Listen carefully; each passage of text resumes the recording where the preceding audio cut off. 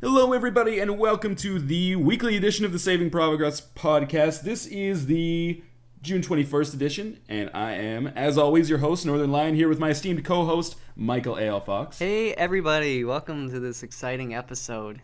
It's very exciting. Well, you can't say that yet, can you? Because we don't know yet. You gotta get them hooked, man. It doesn't matter if it's actually But exciting. this might be the most boring episode we've ever done. I mean, we won't know until the future. But now it's exciting because they want to find out if it's exciting or not. The mystery is you've thrown out the hook already. Yeah, exactly. So how are you on this fine, sweltering Thursday, or technically Wednesday, I guess?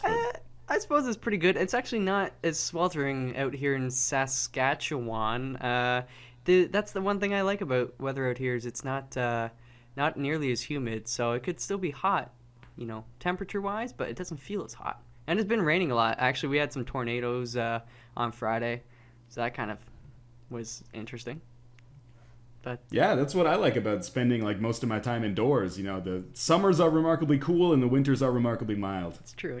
But other than that, don't have too much administrative stuff other than one kind of thing that might tickle the fancy of people listening in. Of course, many of you know that we've been working on the Saving Progress website for a little while, and currently we're implementing a forum, just a place where people can come together and talk about games and stuff like that with us.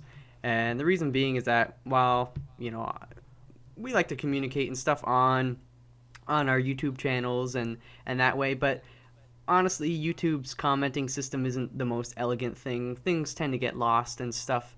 And it doesn't really allow for extended conversations. I think there's 500 character limit or something. Yeah. So, oh man, for a while it was 140. They switched it to Twitter's character limit. That was terrible. That's not cool. So that's one of the reasons why we're doing the forum, just so people can kind of get together and talk, have a good look at video games on our forum. So that's under construction. Expect that in the coming weeks. I'm sure we'll be posting updates on our Twitter and our Facebook. And just a reminder, in case you haven't gone on over to those, it's twitter.com/savingprogress and facebook.com/savingprogress. So if you haven't liked us or on Facebook or followed us on YouTube, or not YouTube, Twitter, you might want to do that because, hey, that's what all the cool kids are doing these days. Yeah, I just started following us on Twitter, and I'm really impressed with the intelligence and cleverness of the things that you and I have to say. It's true. We're truly remarkable human beings. I wake up every day and I'm like, holy shit, we're good. We're real good. But yeah, that's pretty much all I have to say on the administrative front. How are you? You've got some new digs going on there. Didn't you recently move or something? How's that going? Yeah.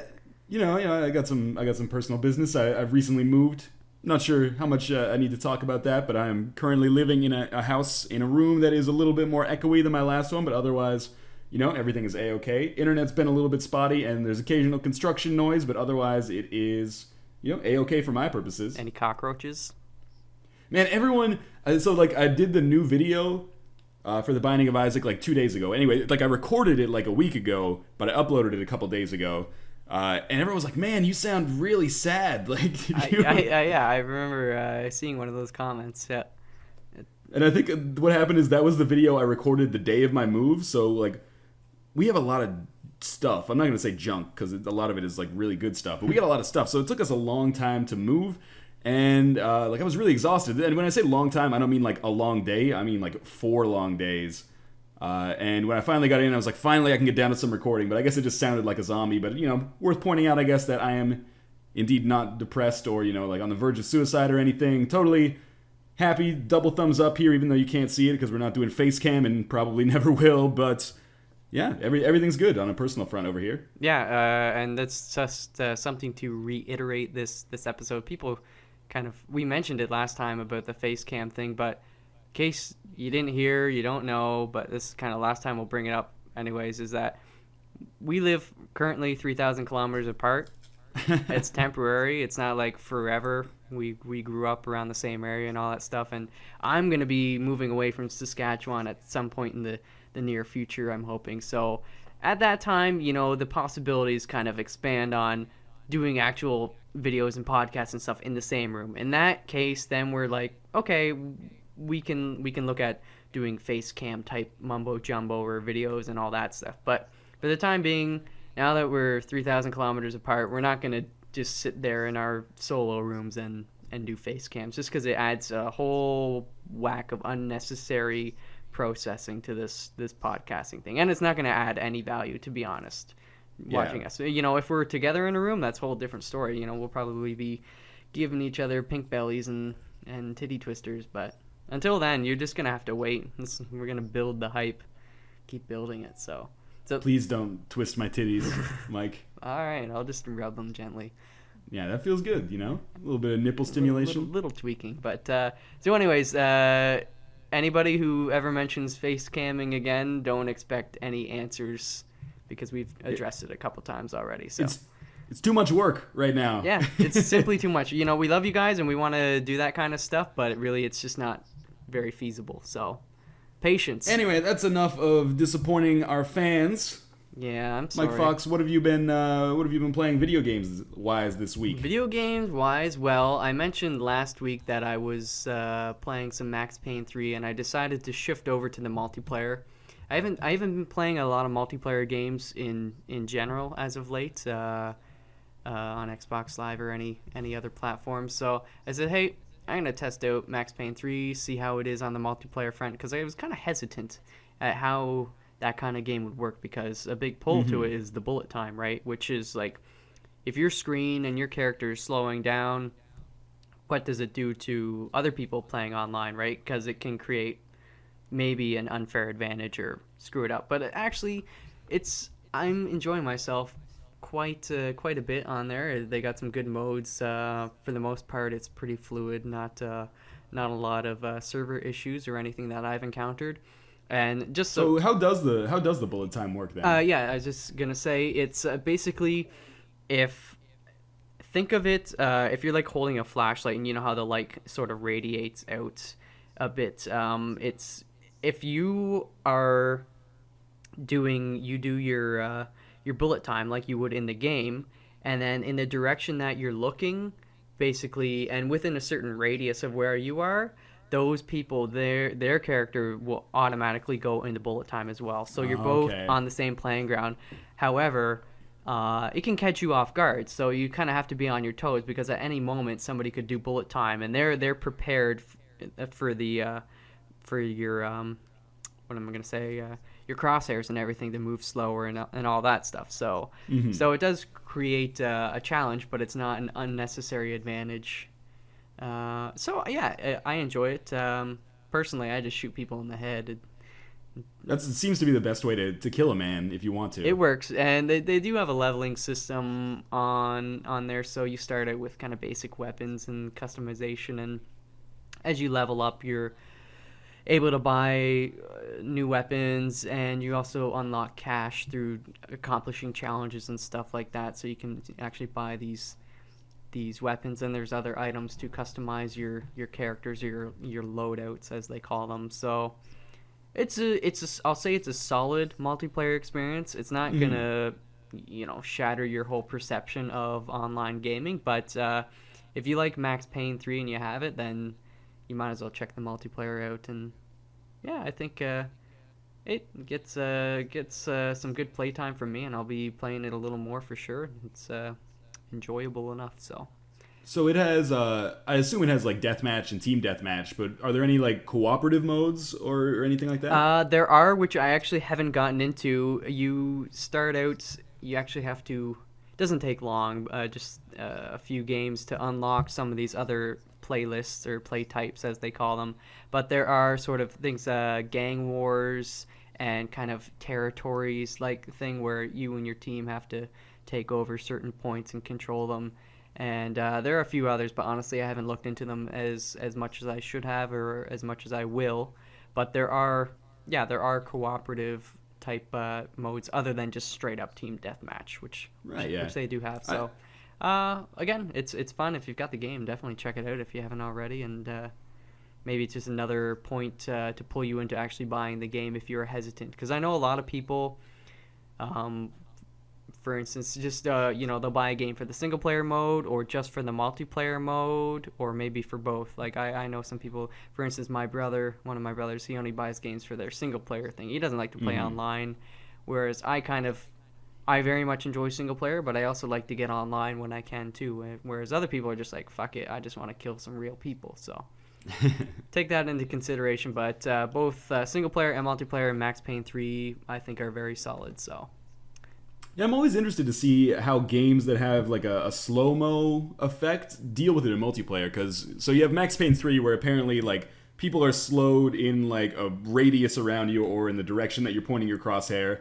And then you look at a game like Red Dead Redemption, where in the competitive multiplayer modes for that, I forget what it was called, but it was basically the same as bullet time. Deadeye, okay.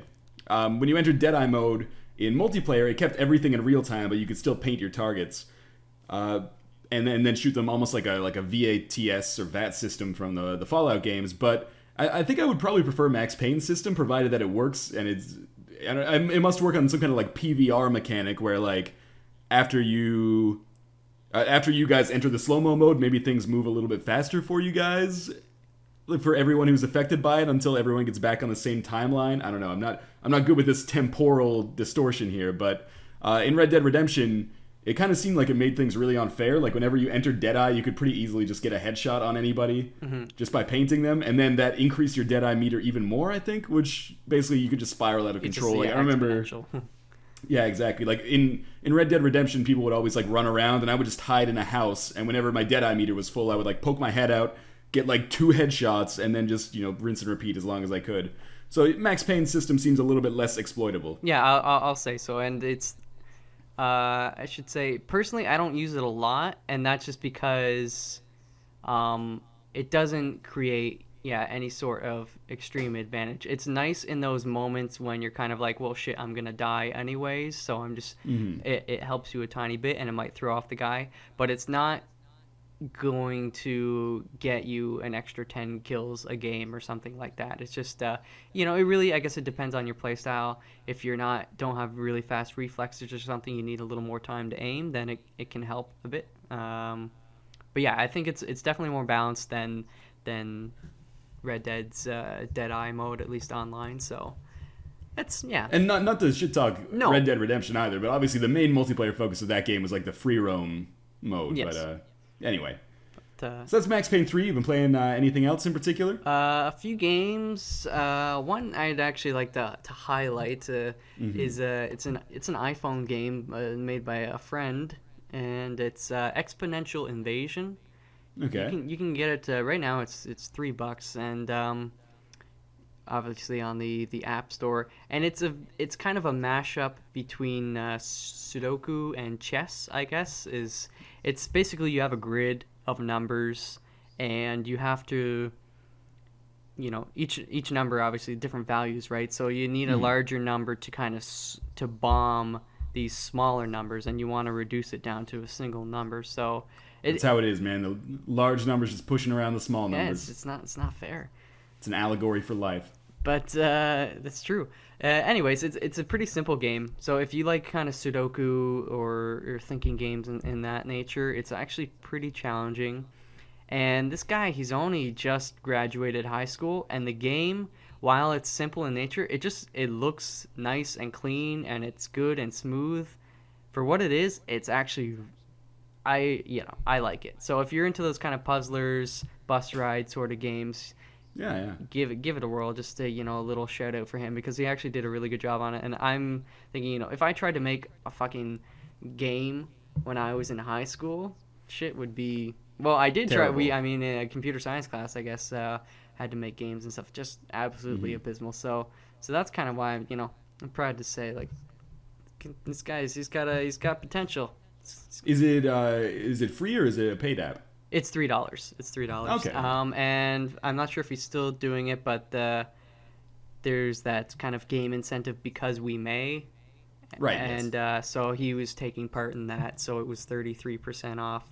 So I'm not sure if the $3 is with that or without that, but it's only like $1 difference. Either way, go support him, because it's really cool seeing younger people getting into the industry and actually producing some quality stuff. Like if he's able to do this at his current state in life, like he could be part of the next great, I don't know, insert great game. Call of Duty World at War 4. That's gonna shatter the earth, man. So what's the name of the game one more time? Exponential Invasion. Exponential Invasion. Cool, yeah. I mean, unless there's an Android version, I'm not going to check it out because I'm bereft of iOS devices, but it sounds pretty cool. No, yeah, if you have an iOS device, definitely give it a try. Not available on Android, and I'm not sure if it's going to be any point in the future. But that's a question you could always ask him. He's got a Twitter and stuff for the game and all that crap, I'm sure. So that's just a little shout out for that. Other games, Babel Rising. Right, yeah, we talked about that last week. Yeah, I decided to I downloaded it and I've been playing it, and I've recorded stuff, so there'll be actually a video up pretty much same day of this podcast. You get the 360 version? I did, and yeah, because I was doing a little more research, and it was originally an iPhone game, and it was like 2D and stuff, and okay. So this was kind of their way of porting it to the consoles, giving it a fresh 3D look, and adding the motion controls with Kinect or PlayStation Move. So, like, what is Babel Rising? Because last week we were, like, totally confused about it because we'd never really heard about it. All we had is, like, the press release. It's a fancy just repackaging of a very basic mechanic of you're faced with waves of these Babylonians trying to build this tower. And if they build the tower, that they're attempting to reach the heavens and basically, I don't know, rebel against you, the god. So to stop them, you just launch you've got 4 different elemental attacks. There's wind, water, fire, and earth. You can only pick 2 to use for whatever reason. Mm-hmm. I think I narrowed it down in the video, so you can go understand that. But anyways, you launch these 2 different type of elemental attacks to stop them. And that's it, really. And there's 2 different types of skills for each element. Like they have a kind of like a one-shot deal. For instance, Earth, you can just hurl a kind of like a boulder, a large rock down, and kill single Babylonians that are carrying stuff to build this tower. Mm-hmm. Or you can launch a more sustained kind of, it's like a wave or a wall of rocks, or if it's the fire element, then it's like a wall of fire and stuff like that. So it gets very boring almost instantly. The first well, there are 3 modes. There's a survival mode, there's campaign, and multiplayer, so you can play with friends and compete against friends and stuff. Survival mode sucks. That was the first mode I played when I first started it, just to get the hang of it. And for whatever reason, I didn't even realize I was in survival mode, so I thought there was some end to it, but it's just like go as long as you can. So I sat there for 35 minutes playing this. It's just like the most repetitive. All you're doing is mashing buttons, and you've got a little crosshair, and you launch your attack at the guys. And so you're using you said there was a crosshair. You're using like the analog stick to control that, or what? Yeah, there's the left analog stick controls the crosshairs, and then your right analog stick allows you to pan around a bit. You can kind of twirl around this tower. Is kind of like a spiral structure almost. So as they build it up, it's going in a spiral. The only, I guess, strategic elements to the game is that these elements require mana to use, so you have to let your mana regenerate. Which means you have to kind of pace your attacks. You don't want to just launch all your attacks and then you have to wait a couple seconds or a minute or whatever it may take. And then I want to ask you a question about mana regeneration. Ask away.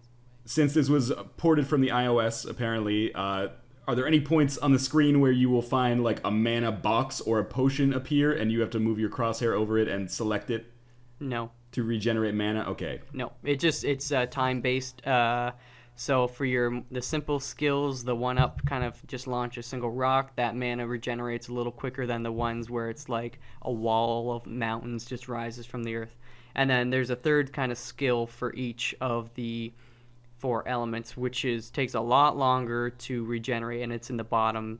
And it's just kind of like this Armageddon type thing. For instance, if you're using the water element, it'll just create like a huge flash flood and just like flood all the Babylonians away pretty much. So that's really it. And there are a couple of, they have priests. There's two type of enemies, just the basic kind of worker bee type Babylonians, or there's the priests, which actually have resistance to some of the elements. So so one priest might be resistant against fire, so you want to use anything other than fire, otherwise you're just wasting mana. And their resistance kind of goes in a radius around them, so any of the workers around them will also get that resistance.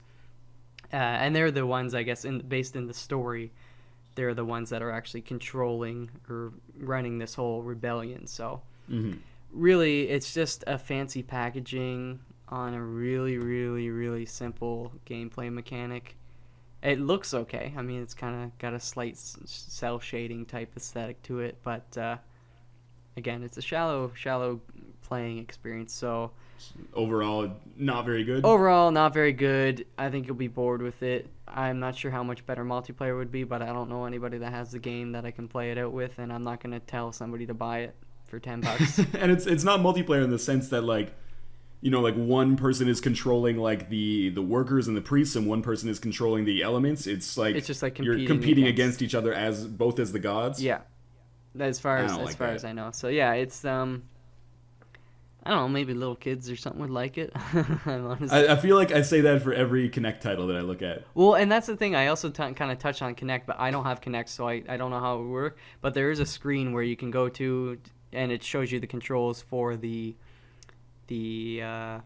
controller, or for the hand gestures you have to make to do certain things. And that's kind of why I think they only allowed you to do 2 of the 4 elements at once, because if you were able to do all 4 elements, then that's a whole bunch of different gestures, and I think Kinect would probably just get screwed up, or you get frustrated or something. And honestly, I don't want to stand there pretending I'm a god waving my arms around. It's just it doesn't add anything for me. So whoa, are you saying that the Kinect may take away from the gameplay experience? I'm saying this game, like, yes, that's exactly what I'm saying. It's just I don't know, they're trying to push Kinect on some of these games and think, oh yeah, this is gonna be a good idea. You got some little 6-year-old kid who's gonna pretend he's a god and stuff, but really, it's like, I hate this kind of false promotion of Kinect. I mean, that's something we're probably going to touch on later, so I don't want to talk too much about it. But I think Kinect has potential, but they shouldn't be pushing it on these games where it really doesn't add any value. So, but I think it's more that, like, they have these games coming out that look really bad, or that's not fair. I was gonna say, like, these games coming out that look really simplistic, and they're like, oh, we can juice this up a little bit if we add Kinect support. That's like a bullet point we can put on the back of the box, or we can use that as a selling point, I guess. Yeah, I think that's exactly what they were shooting for with this, moving it to console, because this is a game that very much, it works. I haven't played the iOS version, but you know, I kind of don't really need to. But you can understand how it would work much better on a portable device, kind of tapping and pointing and stuff like that. And for whatever reason, there's that kind of your brain shifts, and it becomes a little more fun when you're playing it on a handheld device versus sitting on a couch playing a game on, you know, your big screen TV or whatever the heck it is. And yeah, the only reason they ported it was probably just to say, well, we've got Kinect, so, you know, that's kind of another selling point. And I don't know. I don't agree with that per se. It's just, yeah, I'm with you. All right, so that's that. And then the last game I've been given a whirl is, well, I started a new Let's Play video series, as you know. It's Let's Play Mafia. So, of course, I've been playing a lot of Mafia. And for those that don't know, Mafia is a game that came out back in 2002. And it's one of my favorite games of all time, actually. And I don't know, it's really well done. I think at the time, some of the best music and cinematics and really good story, and it did everything really, really well.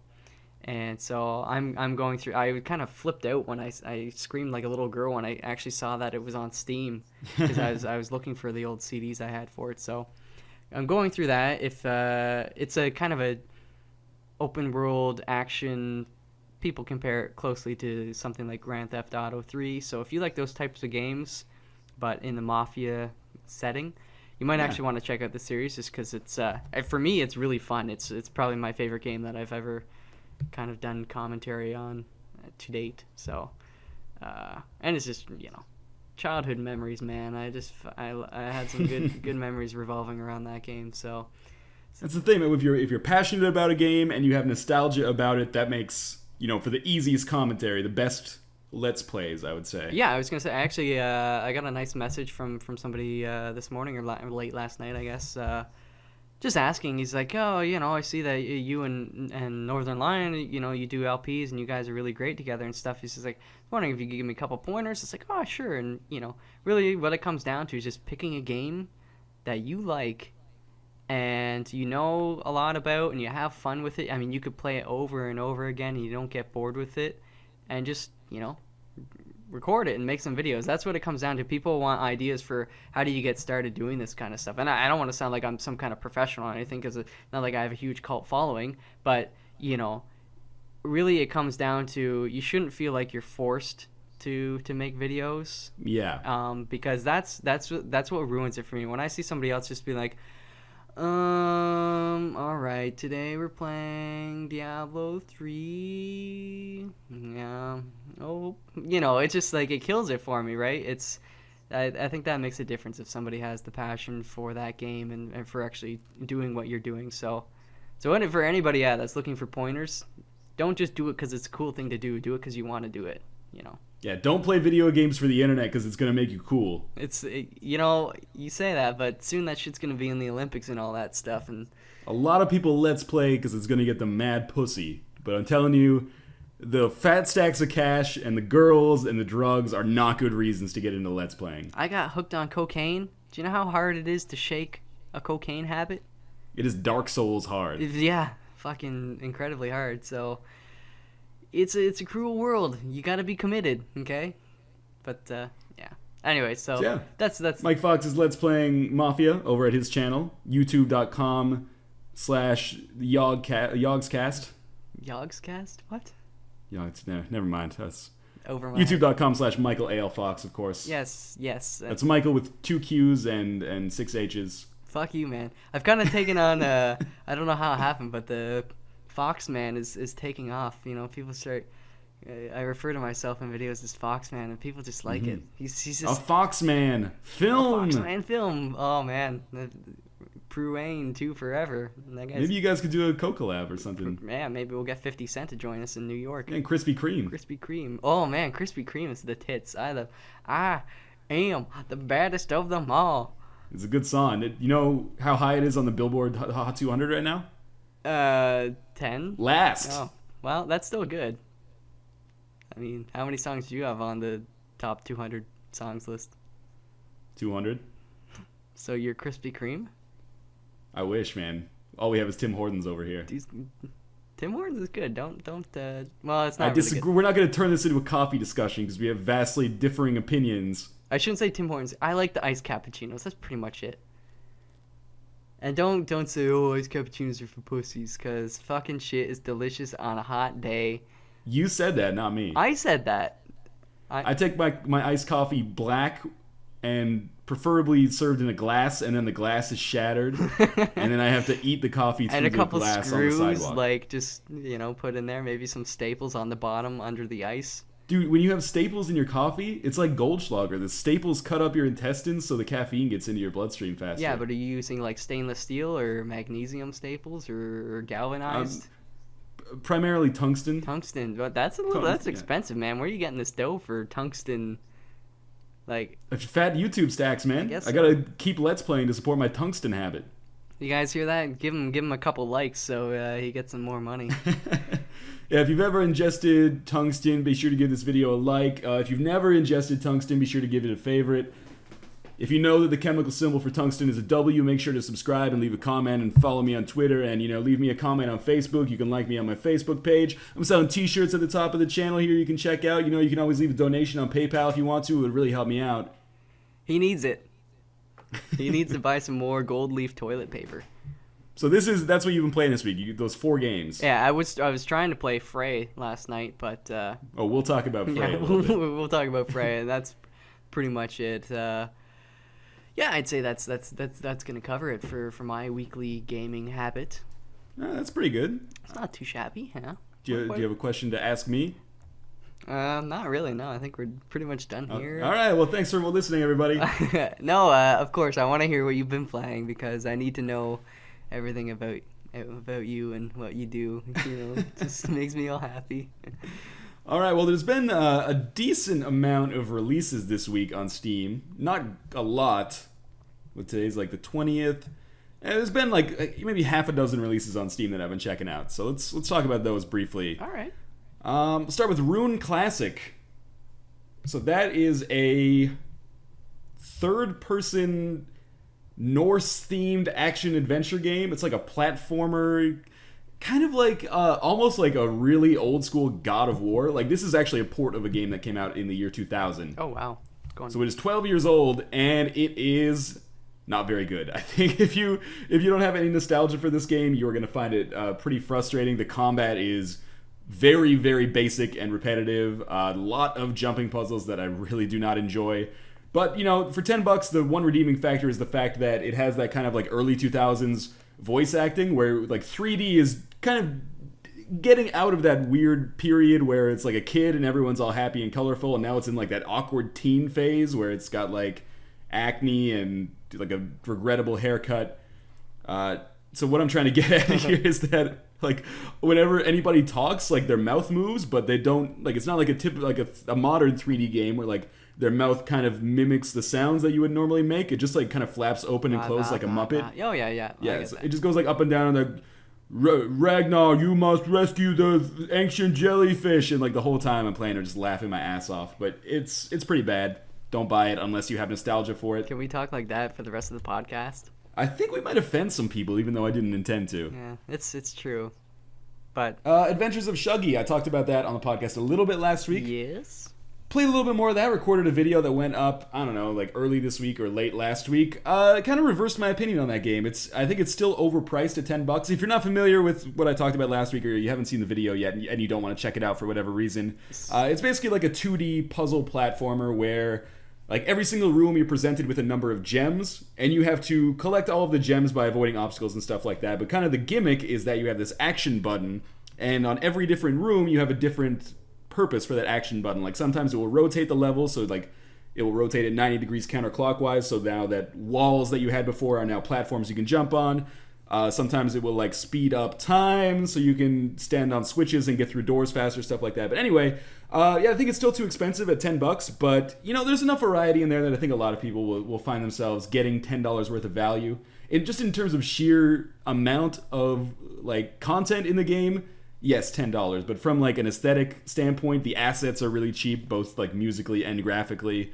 I think it would get more attention as a $5 release, but totally it's decent. Okay, so that's a fair warning, I suppose. You know, it depends on what you expect from a game. So if you don't mind a cheaper quality, then yeah, maybe it's $10 is worthy if you're gonna spend hours and hours playing it. So yeah, maybe not hours and hours. Yeah. Maybe like 4 to 5 hours is maybe reasonable. I don't know. I was probably gonna put like 200 or 300 hours into it.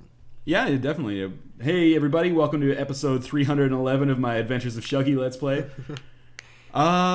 Splice came out. I made a video of that as well. Did you check that out? No, I've been really excited too, and I'm actually going to download it once I finish downloading some other games for the second time. Son of a bitch. But no, because it kind of caught my attention. But I watched your video, of course, just to make sure I knew what I was getting into. But please, could you elaborate for us?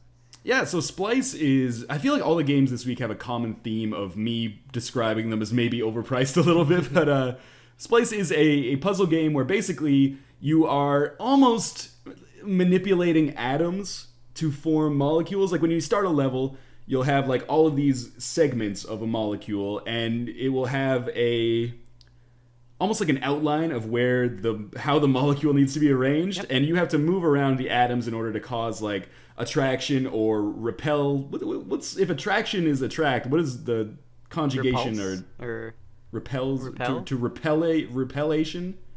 Repulsion. Okay, repulsion. All right. So to cause attraction or repulsion, in order to cause this molecule to sort of form into the shape. It's actually pretty difficult to describe. I would recommend watching some gameplay footage. Definitely, yeah. Even if it's not mine, just to wrap your head around it, because that'll make it simpler.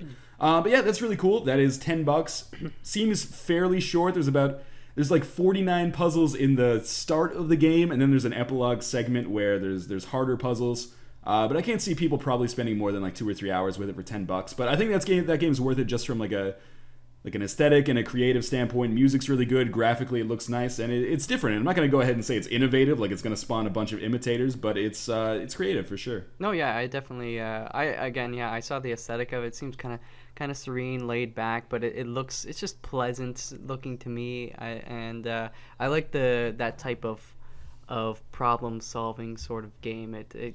It's I don't know. That's just up my alley. I know that not everybody likes puzzle games or even that type of puzzle game, but I'm gonna be checking it out, and I'm sure I'll get some good playtime. Maybe throw on a movie and do my computer stuff, and then hey, let's play some 20 minutes of Splice. Sure, why not? Absolutely. And it's really cool what the whole game.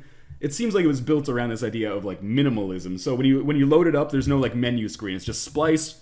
You tap it with your mouse button. I'm not even sure if this is on iOS devices. It feels like it should be, but so you like tap to open it up, and there's no main menu, no like options or configuration screen. Just loads you into like the most recent level that you've completed, and yeah, like there's no tutorial or anything unless you explicitly like click the question mark at the top. And it's kind of neat in the sense that when you first load it up, if you don't look at the tutorial, even if you do, because the tutorial is pretty bare bones, but you're gonna be like, I don't really understand what's going on, but you'll kind of like play around a little bit and you'll figure out the rules for how the game works by yourself, and that it kind of makes it more rewarding because you're like progressing through your own ability to learn the game as opposed to just like being told exactly what to do. Yeah, well, I mean, I think that's really good that sometimes game developers are a little tempted to take your hand too much and too far, and so I think it's kind of cool just to be like put you in that situation. It's like, hey, it's a puzzler game, figure out how to play the game and then figure out how the puzzles work. Like, I don't know, and it's also cool too because the more stuff you add in, even if it is just a menu and stuff,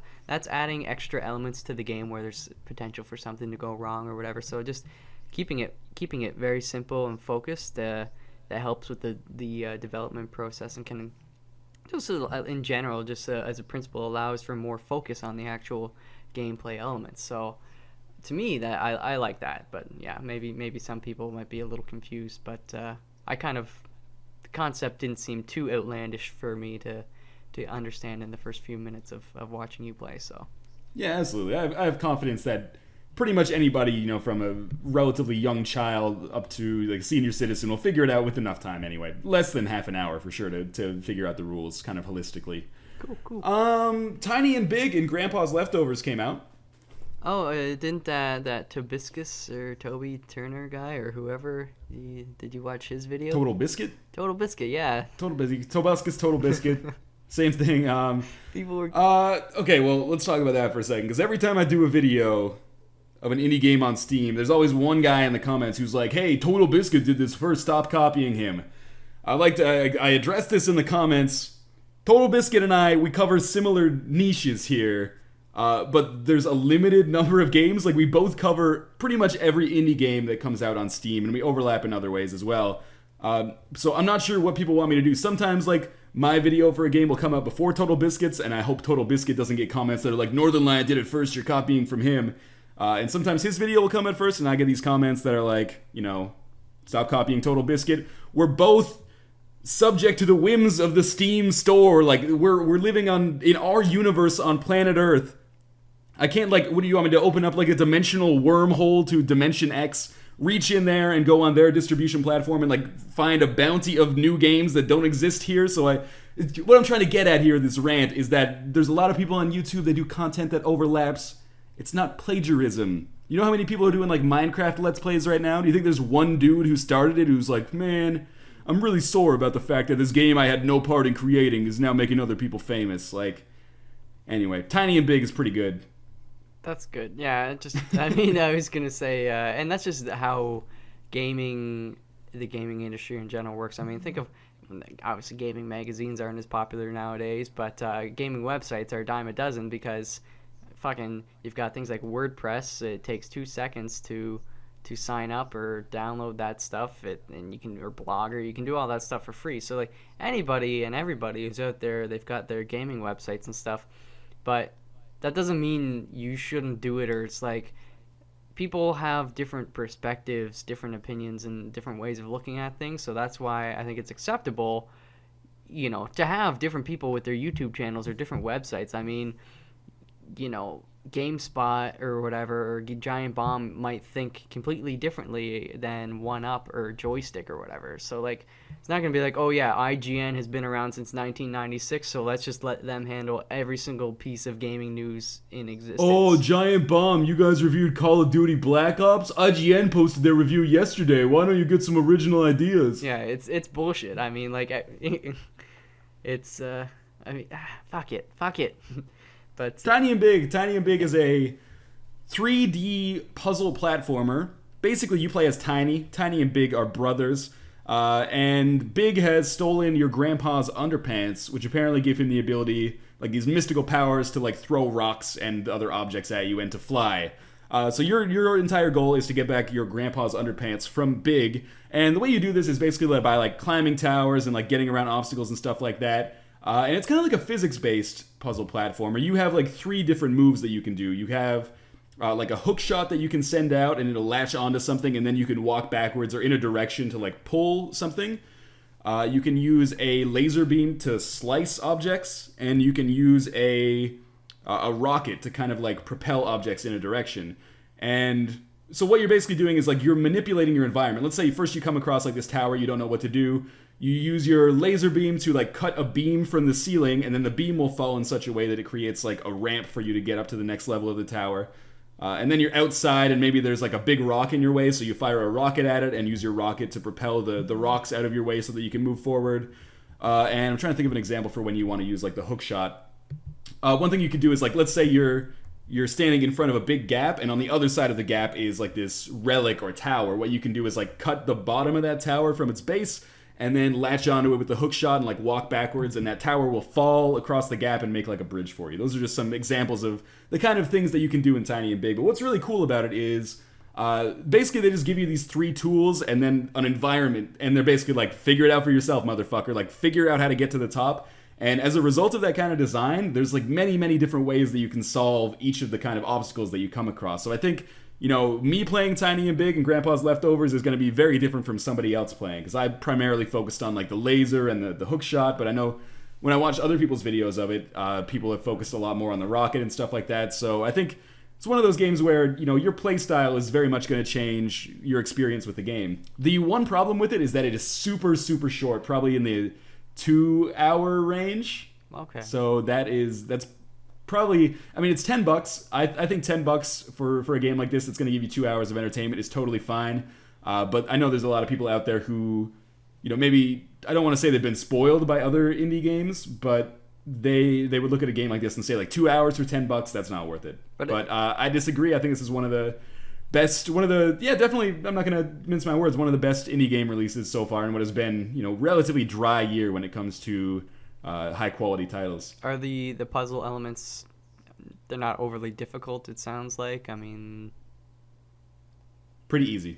Easy, but it seems like there is some replayability though, right? Like you said, there's different ways to go about it. So, 2 hours, maybe you give it 2 or 3 different playthroughs or something like that. So. Right, yeah, you could probably justify that, but I probably won't be playing through it again. Not because I dislike it, but, I got other stuff to play. Of course, yeah. But I could see other people, playing through it and like imposing challenges on themselves and being like, okay, this time I'm gonna beat the entire game without using the rocket, or this time I'm gonna beat the entire thing without using the hook shot. Beating it without using the laser, I think, might be impossible. But at the end, I can justify $10 for a 2-hour experience. It's the same cost as a movie for me. But I know, like, this came up in the comments section for the Splice video. It's like, is $10 for a game that gives you 2 to 3 hours of entertainment worth it? A lot of people think no, and I'm not going to necessarily argue with that, because there are games out there that cost $10 or $5, like The Binding of Isaac, that you can get like 150 hours out of. Right. But there's also games that you can buy for $60 that will provide you with like half an hour of entertainment until you get bored. So I don't know. In my opinion, both Splice and Tiny and Big and Grandpa's Leftovers are worth $10. I think Tiny and Big is going to be more appealing for a lot of people, and It's one of those things, I can't say this. I hesitate to say it because I don't want to put words in the developer's mouth, but I would kind of like to see this game get more support so maybe the developers could make a more robust version in the future or a sequel or something like that, but, who knows, maybe they wouldn't. But anyway, yeah, it's good. All right, so that's Tiny and Big. That's on PC only, or PC and Mac. Oh, it is Same Mac. with Splice. So, yeah. All right, that's not too shabby. Does that cover everything you've been playing, or you got any? Absolutely not. Oh, good, great. I was lucky enough to get early access to Penny Arcade's On the Rain-Slick Precipice of Darkness Episode 3. Oh. So, if you've been in the game for a while, not a while, I guess, but about 4 years ago, these first 2 Penny Arcade games came out, developed by Hothead, who are the guys who do, like, Death Spank now. If you're familiar with those, I'm not really. Neither. But anyway, this was like a story, a Penny Arcade themed story that was written by one of the dudes from the comic and illustrate. Well, I don't know. I'm gonna try to avoid talking outside of my actual expertise here, but I think the writer of the comic wrote the story of the game, and he kind of like outlined 4 episodes for it, and then the more art guy from the comic did some of like the concept sketches and stuff like that, and maybe worked on it anyway. Worked in art design, let's say. Yeah. So yeah, in 2008, those first 2 games came out from Hothead Games, and as I understand it, they were received okay, but not really superbly. But after it's been like 4 years, and Penny Arcade has basically said like, okay, we're not going to do episode 3 or episode 4 because Hothead has basically said we're only going to work on Death Spank games from now on for whatever reason.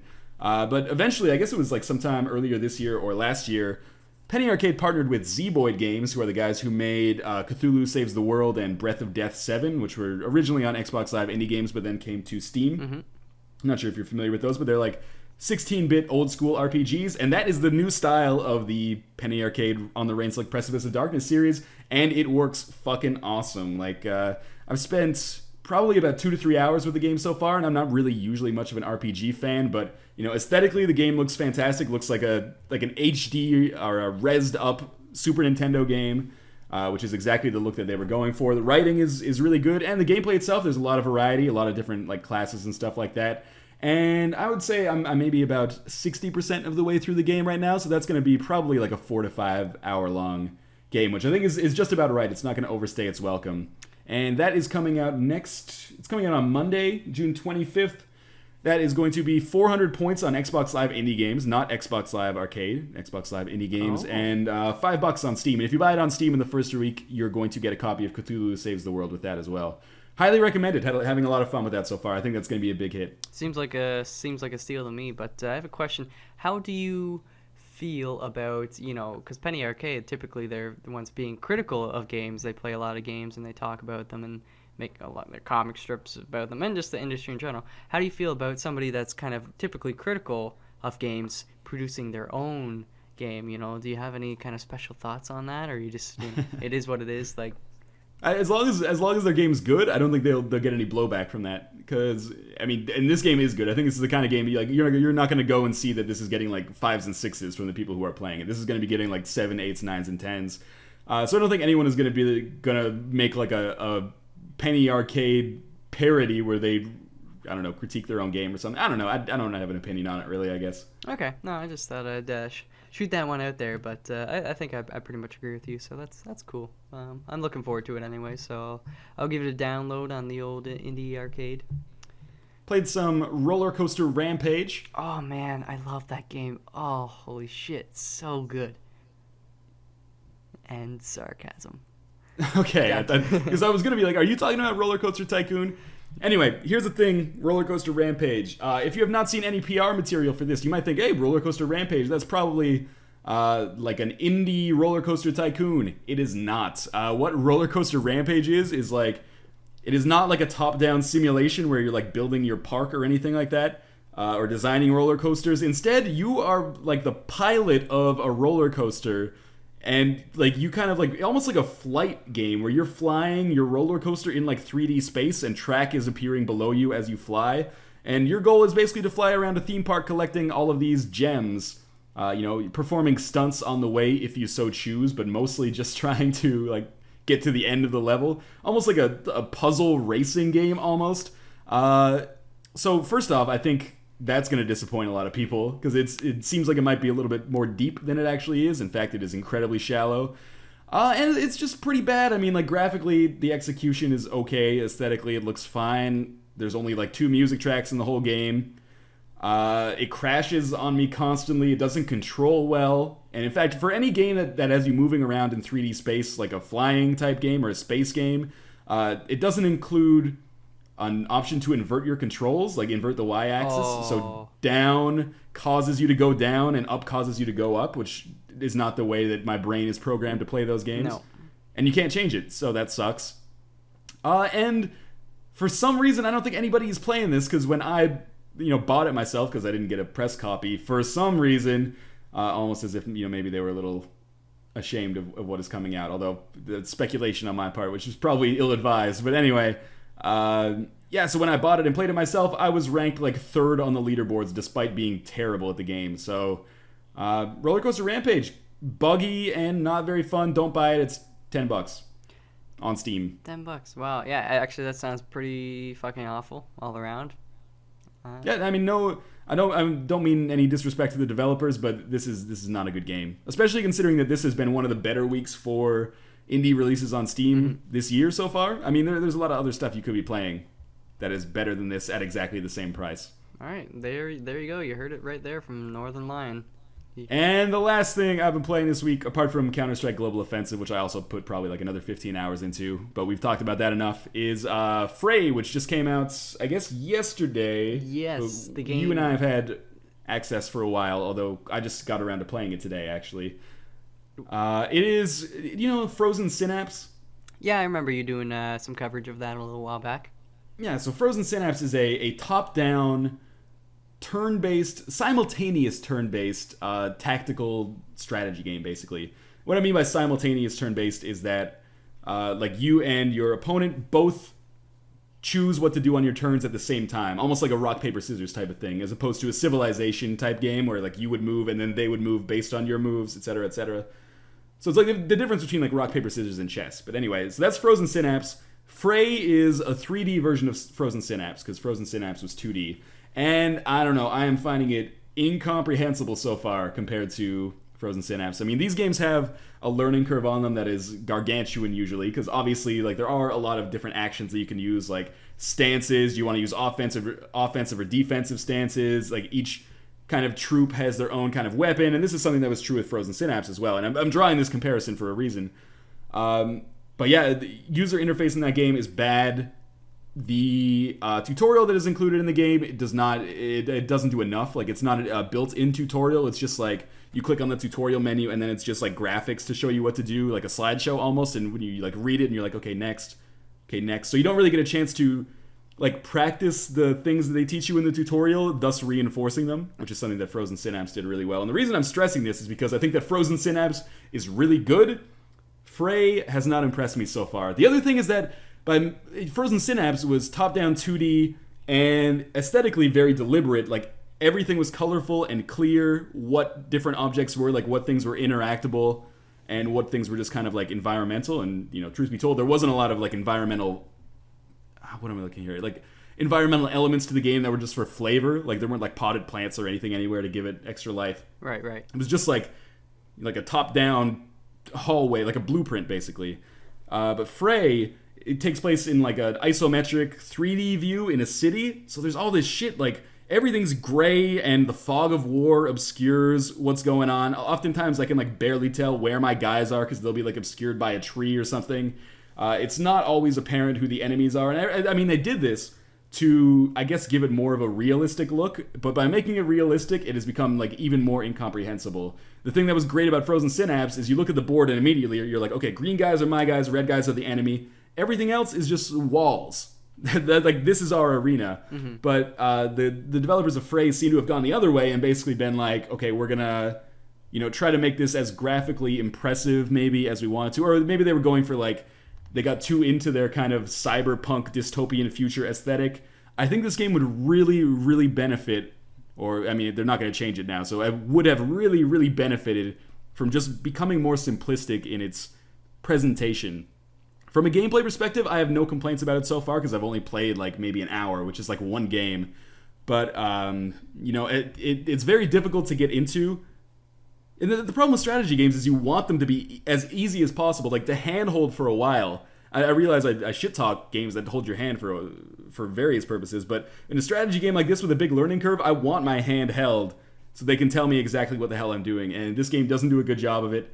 It's too early to give like a review of it, but initial impressions are just like if you're gonna play a game like this, probably just stick with Frozen Synapse, which just had an expansion come out actually. So well, that's convenient. So yeah, a little competition. But yeah, I was gonna say I've been trying to play Frey. I mean, you gave me an extra review copy code, whatever, and so I downloaded it. Man, it's like it was 1.6 gigabytes or something, which takes a decent amount of time on my my internet connection. It's like 4 or 5 hours for that.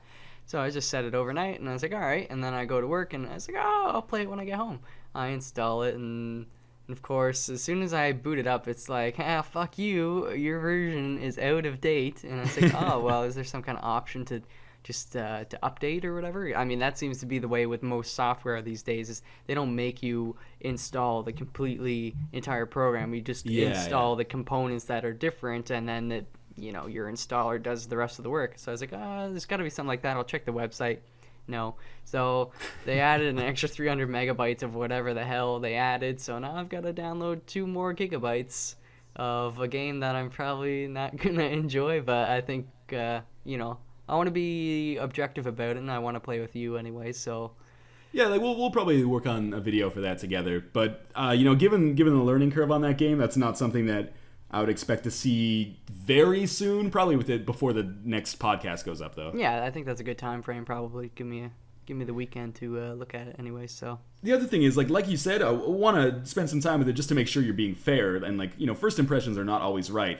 But the other thing about it, and maybe this is a little unfair, but it's developed by a studio who I think is like English as a second language, like they're European. So in the tutorials, there is like a lot of kind of like Babelfish translated English, it seems like, which is making it even more difficult for me to understand what the hell I'm supposed to be doing.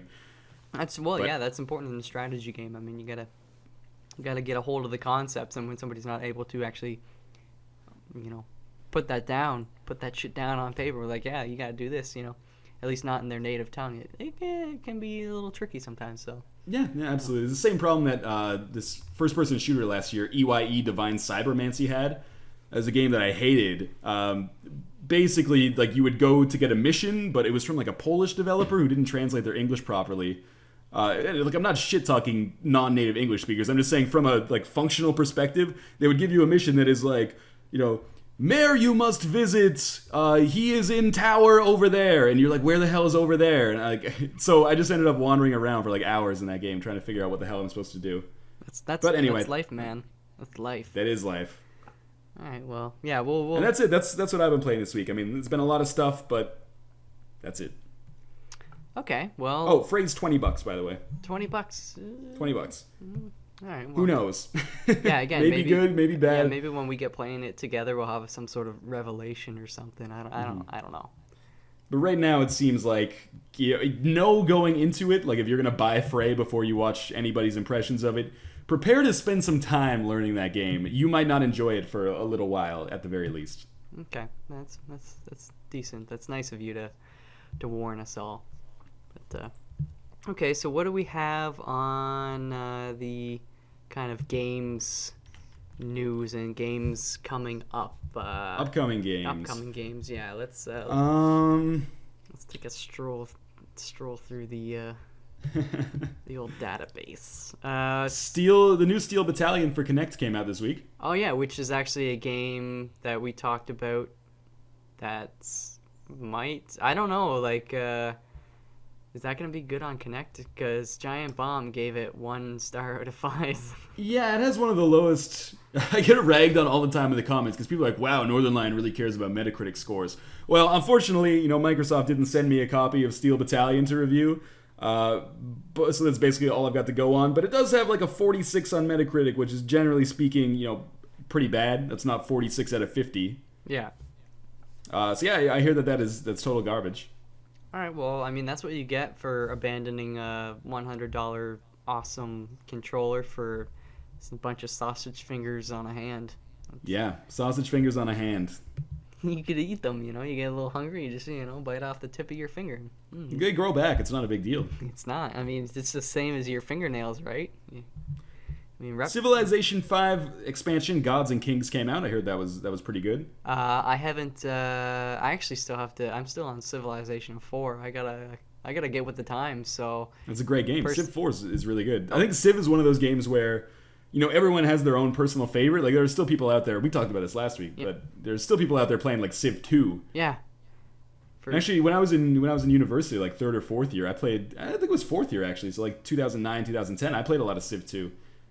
Yeah, well, it's one of those games. It's it's just a timeless sort of game, and same thing for it's kind of nerdy. Like, I was in my urban planning program and stuff, and they actually pushed a lot of us to play SimCity, and that's kind of another game that doesn't really ever get that old. I don't know. It's been out for quite a while, and so we'd always play that shit because everybody's like, oh, I'm an urban planner. I know how to plan the perfect city, la-di-da. So they'd all play that game, and it's like, come on, guys, it's a game. But whatever. So, yeah, it's definitely Civ, though, is one of those. You could pick pretty much any one, and I'm sure you'd still have fun with it to this day. And I think Civ 5 was on sale, like a serious sale on Steam. I thought it was 75% off. Yeah, I think it was like $7.50. So, pretty cheap. I'm sure a lot of people picked it up then. Maybe that's it. Expansion, no, I think you're right though. I think it was 75% off and $7.50. Oh. Because I think it's normally $30. Okay. And the expansion is $30 as well. So I mean, that's pretty pricey, but these things don't come along all that often for Civ, so I'm sure that it adds some decent stuff. Some new campaign missions and stuff. Both Quantum Conundrum and Resonance come out next week. Yes, I see this. Or tomorrow, I guess. PC but games, yeah. there will be. I have review copies of both of those, so there will be content covering that. Quantum Conundrum is coming out on Steam. Resonance was supposed to come out on Steam, but there was some kind of weird delay with that on Steam. But I think like it still has come out on the developer's website. I think here's what I think is going on. I think Steam is pushing back the releases of a lot of indie games that were supposed to come out at the end of this month or the start of July, because the Steam summer sale is coming up. So I think right now they're basically being like, okay, motherfuckers, you got two options. You can like put your game out on Wednesday, or you can wait until the middle of July. So I think, once that Steam summer sale starts, we're going to see basically no indie releases. There will still be AAA releases, of course, because those were planned like months in advance. Yep. But, indie releases are basically just going to get the hell out of the way so that they don't just get lost in the shuffle. That's true. Yeah, I mean, you got to be careful with that stuff. I wouldn't want to work on a game for, anywhere from a few months to a few years, right? And then just like it doesn't take off, because once you put it out there in the world, it's kind of like, all right, let's just see what the fuck happens. And if it doesn't take off, then it's just gonna get lost. I feel like the Steam sale is like a double-edged sword for indie games, because I mean, on the one hand, it's probably a positive thing overall, because like these games that don't get that much exposure, all of a sudden when they came out at $10, now they're like $2.50, and people are snatching it up all the time, which can not only gives extra revenue to the developers, but also can build word of mouth or whatever. But also I feel like it kind of spoils people, because you find people that are like, well, I don't really buy indie games except in December and June, July, because why would I pay like $10 for this game when it first comes out, when I could just wait 2 months and it'll be on sale for like 80 to 90% off. So, I mean, that kind of spoils it to a certain extent, but I guess the cool thing is that from like an economics perspective, Steam is basically saying like, you can choose to almost basically set your own price. Do you want to pay full retail for this game and get early access, or like early adopter access anyway as soon as it comes out? Or, can you wait 2 months and maybe we can get you in at $5, or maybe if you wait 6 months, you can get it for $1 or $2.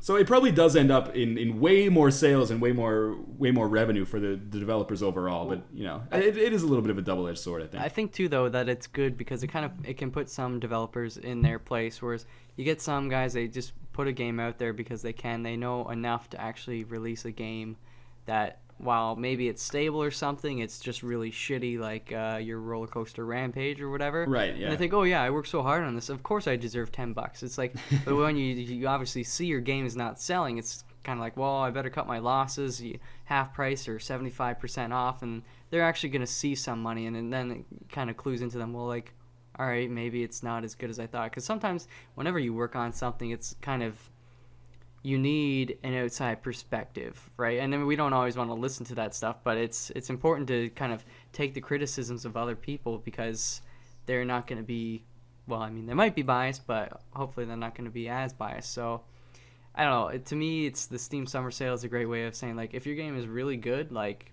you'll probably do pretty well. If your game's shitty, then, you know, it's gonna get buried in the rubble. So Yeah. I don't know. I think, yeah, overall, like you said, I think it's a positive thing anyway. So, but maybe it does spoil consumers a tiny bit.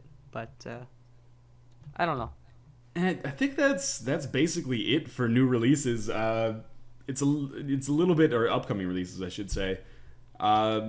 Second episode of the Telltale's The Walking Dead franchise comes out June 30th. I saw that. Still waiting on that. I still need to play the first one. I should download that shit ASAP. Highly recommended. Yeah, Absolutely. It's weird. I think we talked about this on the podcast before, but on Steam you can only buy it. You can't buy it episodically. You can only buy it as like part of the bigger picture for $25 for all 5 episodes. But if you want to just try it out, you can pick it up on Xbox Live or XBLA or PSN for $5 for each episode. I gotta think about that. And which platform? Yeah, maybe I'll get it on Steam just because. We'll see. I don't know. There's a Mac version, so yeah, I see that as well. I'll flip a coin or a couple coins or some shit like that. I think it'll probably work out pretty well for me on either platform, and I'm not really too concerned about spending $25 versus 5. I'm sure if the first one is good, that's hopefully a sign of things to come. Although maybe if it's anything like the actual season of the show, then the first episode is good, and then it's just all downhill from there. I don't know. So. Well, here. I'm not him and hawing about the show. I agree with you, but the thing that gives me encouragement. A lot of people are pissed off about this, but it was supposed to be like it was the start of May when the first episode came out, and then it was going to be okay. Next episode, start of June, then start of July, then start of August, then start of September. But they have basically delayed this one for like a full 30 days, which I think is a positive sign. I mean, it's shitty that it's taken so long, but I think it's a positive sign that they are committed to actually making this good. I mean, the exception to that is if they're not spending this time like doing punch-ups or extra writing or something like that. If it's just like a certification problem, like Microsoft is like, whoa, we need more than 30 days to figure out that your game doesn't have like crazy bugs in it. But if they're actually putting extra work into it, it takes as long as it takes, and it sucks to have to wait that long. But as long as they're committed to providing a good product, that is fine by me. To me, yeah, that's one of the things that pisses me off a lot. It's just like, you've got this developer that's actually really passionate about their game, and they work so hard on it. Say you've worked on a game, a AAA title or something. You put so much money behind it, so many man hours and stuff like that. And yeah, shit hits the fan at the last moment. I mean, I wouldn't want to release it. It's just gonna ruin people's perception of the game. And so what if it takes an extra month? I mean, is your life as somebody who's gonna play this game gonna be drastically different? No, I mean, it's good. I like seeing a developer say, like, we want to deliver the best product we can. I mean, that to me, that speaks volumes of a developer. So you got a lot of these indie developers or even AAA games coming out, and they've got almost game breaking bugs and stuff like that, and they're like, oh shit, well, we care so much, we pushed out the game on the date we said we were going to push it. It doesn't work, but you can buy it. Like, that's not cool to me. So to me, yeah, 30 days, all right. I'm actually comforted by the fact that they're trying to make it a better product. So yeah, it means like this might not be like a summer love type thing. We might be still playing Walking Dead episodes come Christmas or New Year's 2013, but that's fine by me. Like I said, as long as they continue to be all right, then I don't have a problem with it. Yeah. Okay. Well, yeah. And also, what else? Oh, next week is the Amazing Spider-Man. Cool. I don't know. No PC version. That's weird. I mean, because there's a DS version and a 3DS version and a Wii version. And a PS3 version and a 360 version. I would almost guarantee there is already a Facebook game. There's probably going to be an iOS app or something. Yeah. I think, like Spider-Man 2 was a really fantastic game. It was, yeah. In fact, like all those early Spider-Man games from like the 3D era, like the one on N64 and PlayStation 1, and then I think all of the ones on PlayStation 2 were all solid, at least. Spider-Man 2 in particular was really good, but I think the PC ports of those games have always been shitty. I'm not sure if it's like a control issue where you don't have dual analog sticks, and like maybe swinging doesn't work as well with WASD and the mouse to kind of aim your perspective.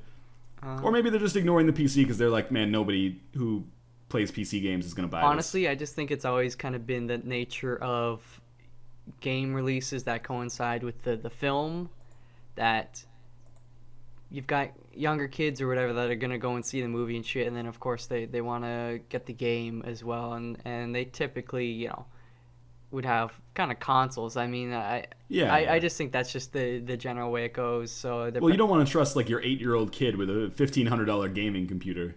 My dad did. Well, look at you turned out. I turned out excellent. I'm a model human being. I'll turn you inside out. Don't do that, man. That's just grab your butt from the inside and then pull you out like a sleeve. Like I don't know. Didn't that happen in The Simpsons or something? Like Flanders? No, I think it happened in real life to a dude. No. Yeah, definitely. No. That's how Whitney Houston died. Also, on that one episode where we talked about people shitting up through their mouth, somebody said, no, that's not real. And somebody else said, it is real. I didn't do the research. It's not real. It goddamn is. It's they had some kind of...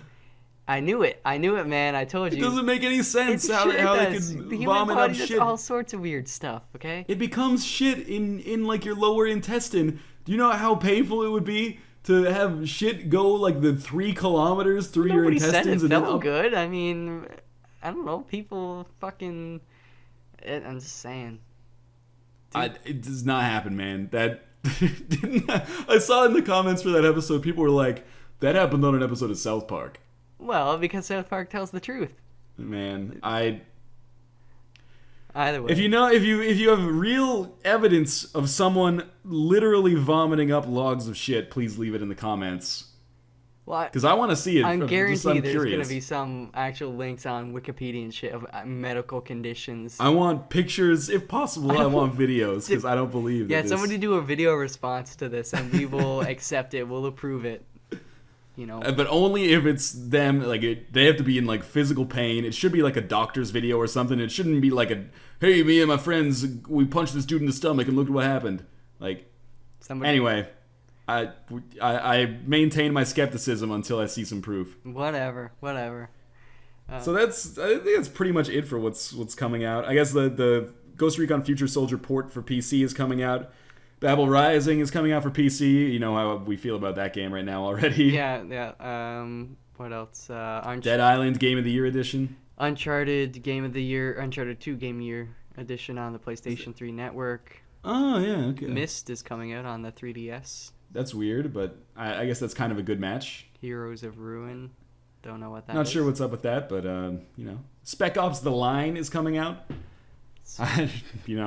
Whatever. Yeah. Spec Ops. It sounds like they're kind of trying to cash in on the Black Ops. Maybe confuse a few kids. Or their grandma's like, Grandma... Oh, yeah, that will confuse some parents. I want some Black Ops for Christmas. And then the grandma goes out and she gets, I want something. And then they give her Spec Ops. And she's like... The guy on the cover has a gun and he's shooting people of the Islamic faith. Some kind of operation. Smoking...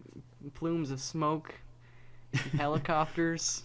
So apparently the gimmick for Spec Ops The Line is it takes place in like United Arab Emirates, I think, and you're on like this SEAL Team 6 mission, but there's recently been a sandstorm, and as you play through the game, there are constant sandstorms which shift the layout of the level by like creating and removing dunes. I don't really like that. It doesn't seem that sounds fun. Well, as I've submitted a review request to 2K Games, I will say that it sounds fantastic, and I would love to have the opportunity to look at it, but I'm assuming that review request is going to get denied or ignored. I agree. I think it looks not so good. Well, I really love sand. I think it's wonderful. Dude, there's been way too few games that use sand as a vision-obscuring mechanic. Anyway, I don't want to go down this road. I'm sure it'll be probably a game of the year or something like that. So yeah, then like this time next year we'll be talking about Spec Ops: The Line Game of the Year edition releasing. Hey, you never know. Dead Island got a Game of the Year edition. People like that game, man. I think that's one of those games that you love or hate. I guess, yeah. I was intending to get it, and I just never did. But I don't know. Maybe we'll check out the Game of the Year edition. Maybe play that on Steam or something. Yeah, maybe. Yeah, that's probably a good idea. If it comes out on Steam, I don't know. Steam doesn't have it listed as an upcoming release, which is weird. That is, yeah. But anyway, PC, PS3, 60. All right, that seems like the bulk of the games coming out the next week and a bit. Yeah. So I don't know. Still not a whole lot of good stuff, really. No. I think we're gonna be waiting a few months for some of the better titles. It seems like a lot of the stuff is coming out late-ish August, a few in October, and some November hits. So that seems. I've got hope. I've got hope for Quantum Conundrum. Yeah. Yeah. Okay. Yeah. I spoke too soon. That could actually be good. And maybe Resonance. I don't know. I haven't played it yet. But anyway, we shall see. But let's. Should we? Any significant news other than game releases you can think of? That's. I read on Edmund McMillan's blog that the Binding of Isaac has now sold 700,000 copies, which is crazy good news.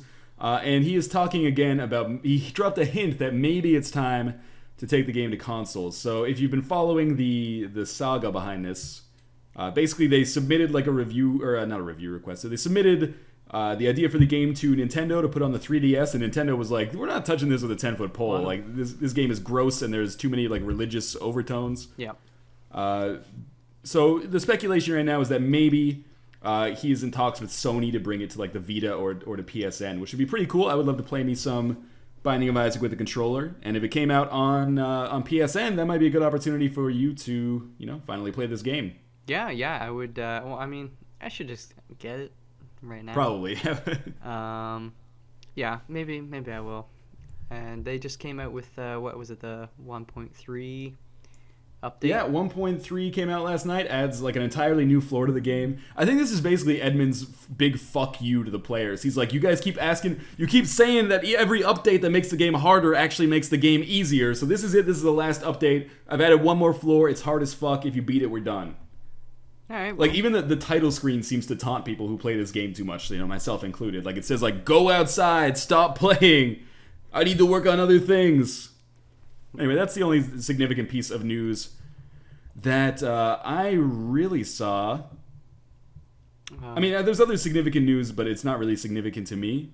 No. Like, Xbox Live Summer of Arcade 2012 games were announced. So we're going to have, July 18th, Tony Hawk HD, July 25th, Racketeer, which is that E3 demo that was a total disaster. Whoa, wonderful. Deadlight on August 1st, Hybrid on August 8th, and then Dust: An Elysian Tale on August 15th.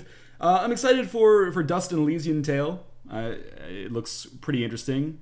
I'm not too familiar with most of the other ones. I mean, obviously I know Tony Hawk HD and Racketeer, at least what I've seen of it. But, there's a little bit of press behind all these titles, so I'm looking forward to seeing how that goes. Usually Summer of Arcade is where a lot of good stuff comes out. All right, yeah, well, that's pretty much covers it. I can't think of anything else to add to that, so... Yeah, there's going to be a new Saints Row game, apparently. They've scrapped the most recent DLC, and they are going to turn that into a standalone game. Right. Which is cool if you're a fan of Saints Row the Third. Yeah, I know a few people. That's the big news this week. I think we're still in mostly like a post-E3 hangover. Yeah, it seems to be there's kind of the low tide from all that sort of thing, all the big news is kind of pulled out. Give it a little buffer anyways to let people settle. It's a lot to take in with E3, so I don't know. But do you think we should maybe move on to our next and newly implemented feature of the podcast? Yeah, let's answer some user questions. Yeah, so in case you guys don't know, an idea was brought up in one of the YouTube previous podcasts. You guys should do a Q&A. So we said, hey, that's a pretty decent idea, and we've started doing it on Twitter primarily. So if you're following us on Twitter, which you should do if you haven't already, again, it's twitter.com/savingprogress. Every week before the podcast, we're gonna basically put a call out there and say, hey, put out your questions and we might get to them. So we're not always going to get to everything, and you should also know that some of the questions we're just not going to answer on principle, because ideally we want stuff that's related to video games or kind of related to our channels in some way, or us in our personalities. But the one question we got was who's the better lover. That's kind of fun, and obviously the correct answer is me. But I mean, you have to break it down into whether we're talking about a better lover like to people or to animals, because if I think both. You're assuming it's about animals, it's obviously you. But come on, you ask anybody who follows my videos and shit. I'm the most loving guy. I've been giving BJ's like mad in Mafia. All right, you heard it here first. I'm just saying, somebody's got to do it. But anyway, so it's kind of a fun question, but really it's gonna take a while to go through some of these questions. So we want to make sure they're worth your time in answering. So for the coming weeks, we'll probably be a little more stringent on some of them. We're not trying to hate on anybody, but if we have to go through a lot of questions, obviously. If you want to maximize the chances of your question getting answered, it should be relevant to like the industry as it is right now, or like some recent news or developments, and also relevant to like us in the gaming community. Like, don't ask us, hey, have you heard the new Justin Bieber album? Because I mean, that's timely, but it's not really relevant. So things that are timely and relevant will have the greatest chance of being answered. Right. So that being said, we'll go through some of these questions, and if you guys like it, well, that's cool. I mean, be ready for next week, and we'll take it from there. But let me go through. I don't know. Should we do? There were a few, being that you're the super ultra famous YouTube LP, or should we go through the specific Ryan comments first? Yeah, go for it. We'll get those out of the way. So first one up. This is a big one. I mean, this is gonna shake your world. But you were asked, how long do you intend to keep making videos on YouTube? And that was it's basically that's a hard question to answer, because right now this is like my full-time gig, right? So it's a dream job basically. I've literally zero complaints about it, except for sometimes you deal with bullshit in the comments, but big deal. So I guess the answer that I can give to that right now is like as long as possible. As long as people are still watching my stuff right now. Let's be frank. People are watching my stuff right now, or enough people are watching enough of my stuff that I'm able to make a living doing this. Which means that content is gonna flow like beautiful wine at a Roman orgy. But if people stop watching enough so that I have to do other things professionally, I still plan to make videos. Maybe there'll be a little bit less. But for right now, that doesn't look like that's the direction that things are going. Like, things are going exceptionally positively right now. So not anytime in the near future. I'm not sure what kind of stuff I'm prohibited talking about in my contract, but I've got at least another year and a half, maybe 2.5 years left on my contract with Machinima. So things are going well on that front, and no complaints with my arrangement with Machinima either. So everything's coming up roses right now. All right, so you heard it here, guys. If you like his stuff and you want him to keep making it, well, just keep watching it, supporting it, liking it, subscribing. Tell all your friends and your grandparents to subscribe to his channel. Particularly the grandparents, yeah. Yeah, my penetration into that like 45 to 65 demographic is not very strong right now for some reason. Well, we can maybe kind of trick them into giving up their life savings and stuff like that, and we could scam them. Yeah, definitely. That's if the YouTube thing starts to fall through, we'll just move into scamming, dementia patients. Hey, that's easy work. I mean, you just growing industry. You just don't get caught. Okay, so probably shouldn't have admitted it in public then. Well, that's true. I retract my statement. We'll just edit it out in post. Beep. All right. And go. All right. Next question for you is, are you more wary of liking or favoriting videos now that you are partnered? And I don't know if they mean partnered with YouTube or... Yeah. Here, it's kind of a weird question, because I appreciate the question, because it gives me an outlet to talk about liking and favoriting, which is something that I kind of spouted off on Twitter yesterday, actually. But It kind of seems like a weird question because I'm not sure why I would be more wary about doing it now that I'm partnered. But here's the thing with likes, all right, is that from kind of a philosophical level, I'm averse to actually like begging for likes on YouTube, whether in the video or in the description. Like, you'll see a lot of videos and they'll have in the description, like, yo, can we get to like 2,000 likes for some more Binding of Isaac? Or, you know, if you like this video, leave a like to show your love. Or, you know, people asking in videos, like we kind of made a joke of earlier, like, if you've ever eaten tungsten, make sure to give this video a favorite. Well, you weren't serious? People are like clicking the dislike button now, like, I love tungsten, these assholes. But that kind of stuff makes me feel icky, and I have like enough respect for my audience to not beg for more support than they're already giving me. Like, as far as I'm concerned, I'm still this like kid who is thrilled that people are watching my content.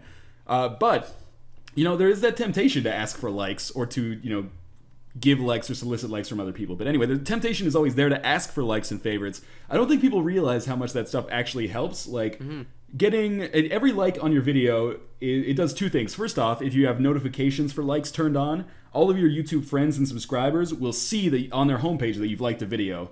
So if you have like 10 subscribers or friends on YouTube and you like a video, then all 10 of your friends see that you've liked the video. And if you're a larger channel, like let's say you have 50,000 subscribers, if you like a video, then all 50,000 people are going to see, or at least have the potential to see, that you liked the video on a homepage. So it gives you that kind of like viral exposure. And then of course, like if friends of friends like it, and friends of friends of friends, it just kind of extends, right? So that's one reason why it's important. That's the same reason that a website, if they want you to enter a giveaway or something, is going to be like us on Facebook, because then that'll show up on their Facebook feed of your friends, and then they'll click it, and so on and so forth. The other thing is that when you like a video, it features more highly in YouTube search rankings. So when people like a video, let's say like I release 2 videos for the same game, one of them gets like 1,000 likes, one of them gets 500. If all other things are equal, like the tags are equal, the views are relatively equal, then the one with more likes is going to probably factor higher in the YouTube search rankings. And of course, you know, search rankings over time, that traffic adds up, and that, you know, makes a difference. If someone's getting like 40% more search traffic, their channel's going to be a lot larger than somebody who's getting 40% less. So that's the reason why likes are important. And the other thing is, if you issue a call to action for likes, like if you ask people to like a video, you know, somewhere between like 3 and 4 times the amount of people are going to like a video. But anyway, that's my philosophy on likes. They're important. I don't ask for it. I'm doing fine for myself. But it is always appreciated, like if you like a video, to actually like it. But I understand people, you know, not wanting to do it. When people dislike a video, it infuriates me a lot of the time, because disliking a video doesn't really do anything except make your video show up less in the search rankings. But anyway, I digress. Yeah, it just... it's like having a -1 button on Facebook, or a dislike button. Like, it serves to make you feel better, but it doesn't do anything bad to the person who created the content except make them, you know, frown a little bit. Yeah. So. But am I wary about liking stuff? No, actually, I like stuff more often now, I would say, because, you know, not to sound like I have delusions of grandeur here, but I do kind of have a substantial amount of influence on YouTube. So I know that if there's content that I enjoy that is not getting maybe spotlighted, or is not getting the kind of attention that I feel it could get or it deserves, then I can like that content and maybe bring like a little bit of an extra audience to it, give it a little bit of a boost. So yeah, I think I tend to like videos more now that I'm partnered, but now that I have this kind of influence on YouTube. And I think it's a good thing. No, that's important, and yeah, it's good to highlight that like feature. I mean, it's not a play toy, people. It's actually people there. I mean, look at Ryan. You do this for your living, right? You make these videos, and that's there's a lot of other people on YouTube. So again, likes is just a great way for them to be more successful. And if it's content you enjoy and you like it, then, and you want them to keep making stuff, well, then you should like it or favorite it. It actually does have a surprising impact. You might not think it does, but it does. So that's cool. And I actually had my I was telling you earlier, my first landmark moment. I triple-digit likes on a video. You know, I don't like to brag too much, but that just makes me feel happy that that people are at least enjoying it to some extent. So. Well, that's a big milestone, man, because as I've been, you know, telling you, the hardest part of the YouTube game is getting started, like getting noticed. There's like probably like 98% of YouTube channels have like under 100 subscribers. So getting past that like initial hump is hard. And then of course, like, yeah, after that, it becomes easier and easier the bigger you get. Like, you just kind of, you draw audiences in kind of based on the fact that you've created a lot of content already. So like videos from a year ago are still showing up in searches and stuff like that, and people see that you have a lot of subscribers, so they're like, oh, this guy must, be somewhat reliable, or he must be entertaining or something. There's like some social proof going on there. But yeah, it definitely, like, getting from 0 to 100 is harder than getting from 100 to 200, in my opinion anyway. Getting from 0 to 1,000 is harder than getting from 1,000 to 2,000, and getting from 0 to 10,000 is harder than getting from 10,000 to 20,000. But once you start that ball rolling, a lot of it does itself. It's kind of like how the richer you get and the more famous you are, the more money you have, the less things you need to buy. People are just like, oh, here you go, have a free pair of Adidas sneakers. Oh, here you go, here, have a free Maserati coupe. Here, have absolutely. a free house. It's like, well, I've got all this money. What am I going to use my money for? So it's kind of like, once you become more and more successful with YouTube, you don't quite need these likes and stuff. I mean, you still need them and want them, but it's not as crucial as, like you said, those first 100 subscribers. That's the initial hump. So yeah, absolutely. But and I mean, likes are way more important, I would say, if you're one of like the top 100 YouTube gaming channels, which, believe it or not, I'm not.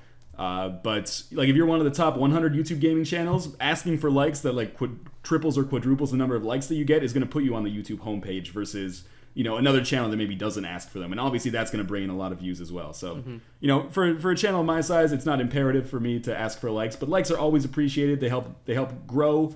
Even if it's minute, it does make a difference, but not enough for me to offset the feeling of yuckiness I get by like being all YouTube partnery and being like, hey man, make sure to leave a like if you think Lindsay Lohan used to be hotter. Well, I don't know. Before she started doing coke, I guess she was pretty hot. When she was 11? Man, Parent Trap is an awesome... Yeah, it's more like the jailbait trap. I don't know. Anyway, also just one last thing about the likes is, besides of it, helping you, grow your channel and stuff, and helping you make more money or whatever it may be, it just actually feels good. You feel good inside when you see people are liking your content more than they're disliking it or whatever. Just like, and it kind of encourages you to keep going. I mean, you're getting this positive feedback.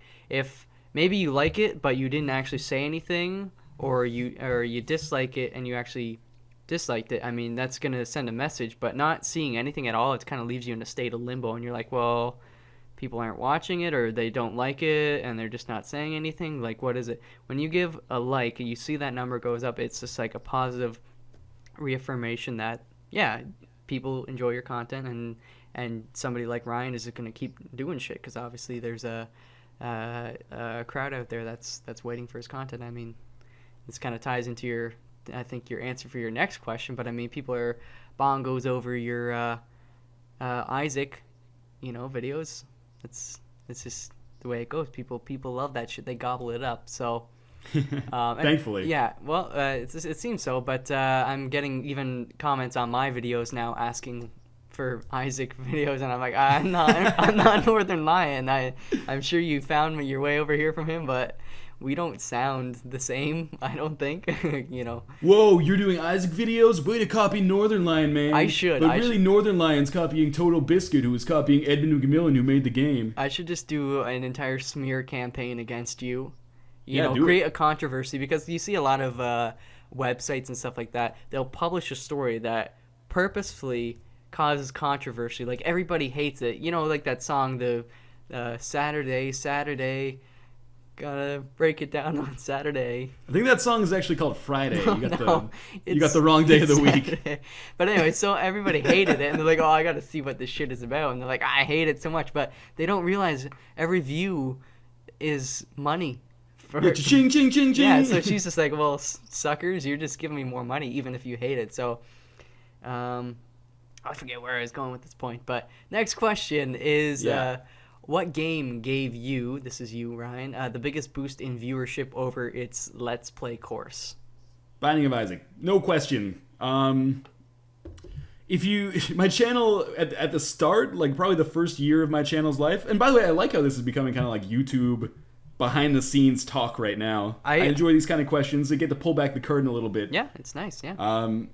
My channel has grown in like for the first year, it was like there would be like a month of rapid growth and then like a plateau, and then there'd like for 4 months or something, then there would be another month of rapid growth, and that's how I grew for like the first year. But it's changed now. But so like when I first started, made a few videos, didn't get noticed. Started Let's Playing Super Meat Boy, was one of the first people to do that, somewhat competently. Not to rag on anybody who might have released a video before me, but that was pretty quick on the scene there.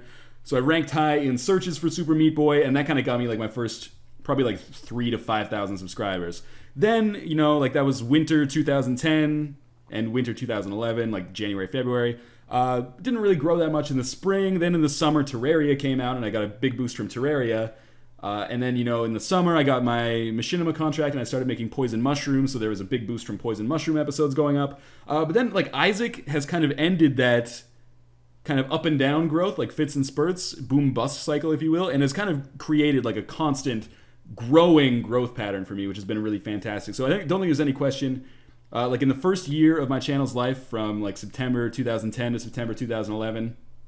I mean, my channel's been around since like May 2006, but I didn't post videos on it until basically September 2010, sorry. Mm-hmm. And so in the first year of my channel's life, I went from like 0 subscribers to like 13,000, I guess.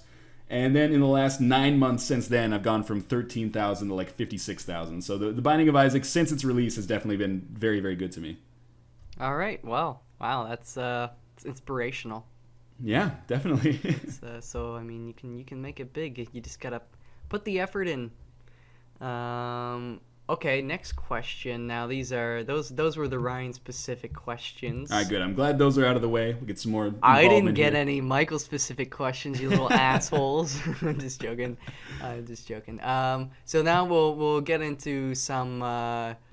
People are kind of curious. I mean, we've sort of talked about it a bit in the past, but I'm going to combine these two questions. Part A is, how did you guys meet? And part B is, talk about your past as a couple.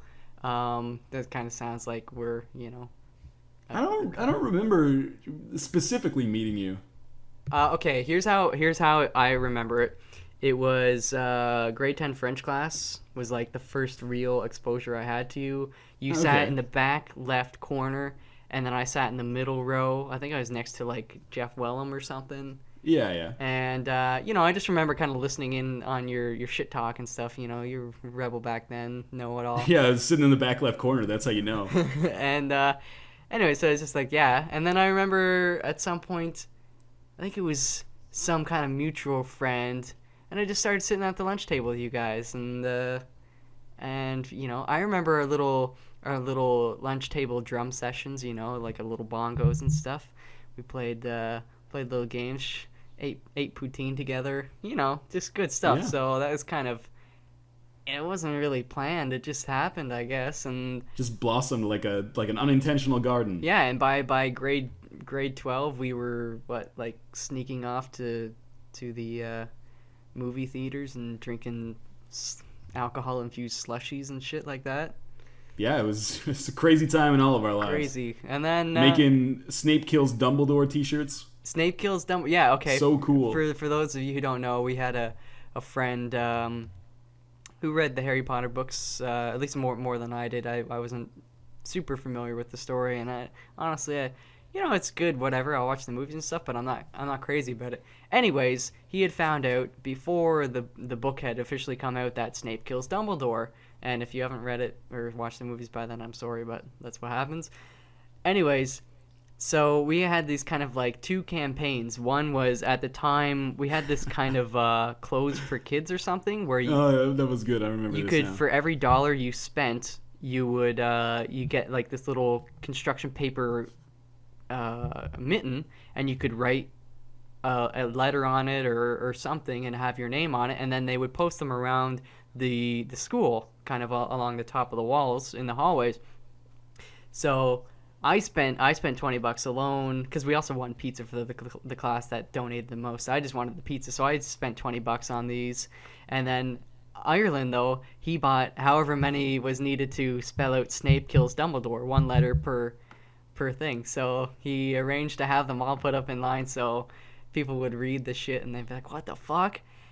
And then just to rub it in, the three of us, we also went to Walmart. We bought some cheap cotton / spandex black T-shirts, and we had They were like 80% spandex. They were really stretchy. I actually liked it. They're kind of soft, but we got those, and we got some of those iron-on transfers. We just huddled into my room. I got some like the Harry Potter official font, and then I also got kind of a jersey font. We actually put like jersey numbers on the back, and then right above in the Snape, Kills, and Dumbledore were each of our like last names or whatever. So we did. And I remember you guys, we had the T-shirt transfer paper, and so it's like just like white printer I thought paper. I don't know why I thought the white would like go invisible, but yeah, so we printed like Kills on it, or like the number 7 or something, and then we're like, do we need to cut out the white part? And then I remember specifically being like, I'm pretty sure we have to cut out what we want. And you guys were like, no, man, you just iron it on, and then the white part just, like, falls away.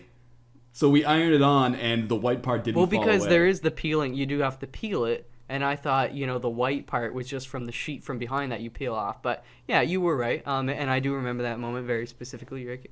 But also that was too much work for, really, we just... If anything, it made more contrast to help get the message across even better. So definitely. We would just, every Tuesday, we were like, all right, we're all going to wear these shirts. And we would walk down the hallway. I think, was I Snape? I'm Kills. Oh, no, I'm Dumbledore. You were Dumbledore. Yeah, I think Ireland was Kills and I was Snape. So we would walk like that. Wow.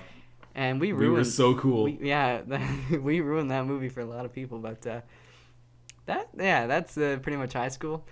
For the most part, had some good times, and then things kind of transferred into university, and got drunk all the time. Yeah, you and I went to different universities, but we made an effort of kind of back and forth visiting and stuff, just getting really drunk, eating lots of food, and having fun. And yeah, that was good times. Yeah, great times, some of the best of my life, and then it just kind of continued. Obviously we're really good friends, so we like to hang out and stuff, and hey, let's make. Sorry, who are you? I don't know, I'm just some guy. Are you the famous actor, Michaelalfox? Yeah, man. I'm gonna die. Anyways. So that's that. I mean, that's our... I guess you could always ask more specific questions of us, but it's kind of hard to say, like, of us as a couple. How big is your dick? Because we're not gay or anything like that, so it's not Whoa. like... Not that there's anything wrong with that. I'm just saying, when you say what you passed as a couple kind of implies... Like that's not... Yeah, I don't want people to get the idea that we're like this. We're an item. Just because we suck each other's dicks doesn't mean we're like boyfriend. No, yeah, I'm totally straight. I just like sucking dicks sometimes too. Yeah.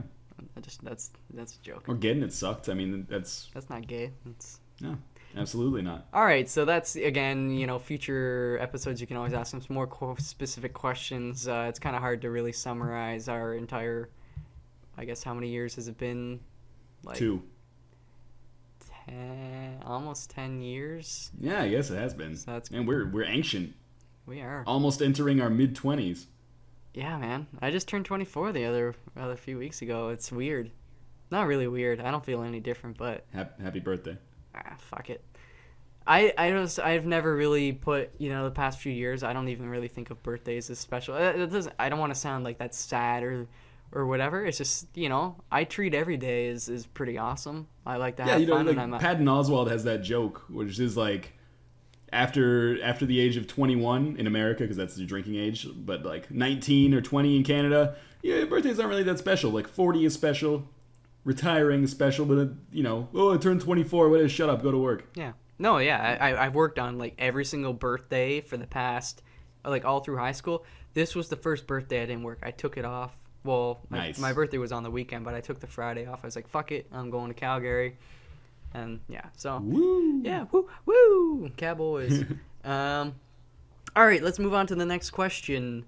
That would be there's no real rhyme or reason to how the rest of the questions are ordered, but one of them on, I think it was our Facebook page. I opened up questions on there just in case some people didn't have Twitter. But why didn't you do more D3?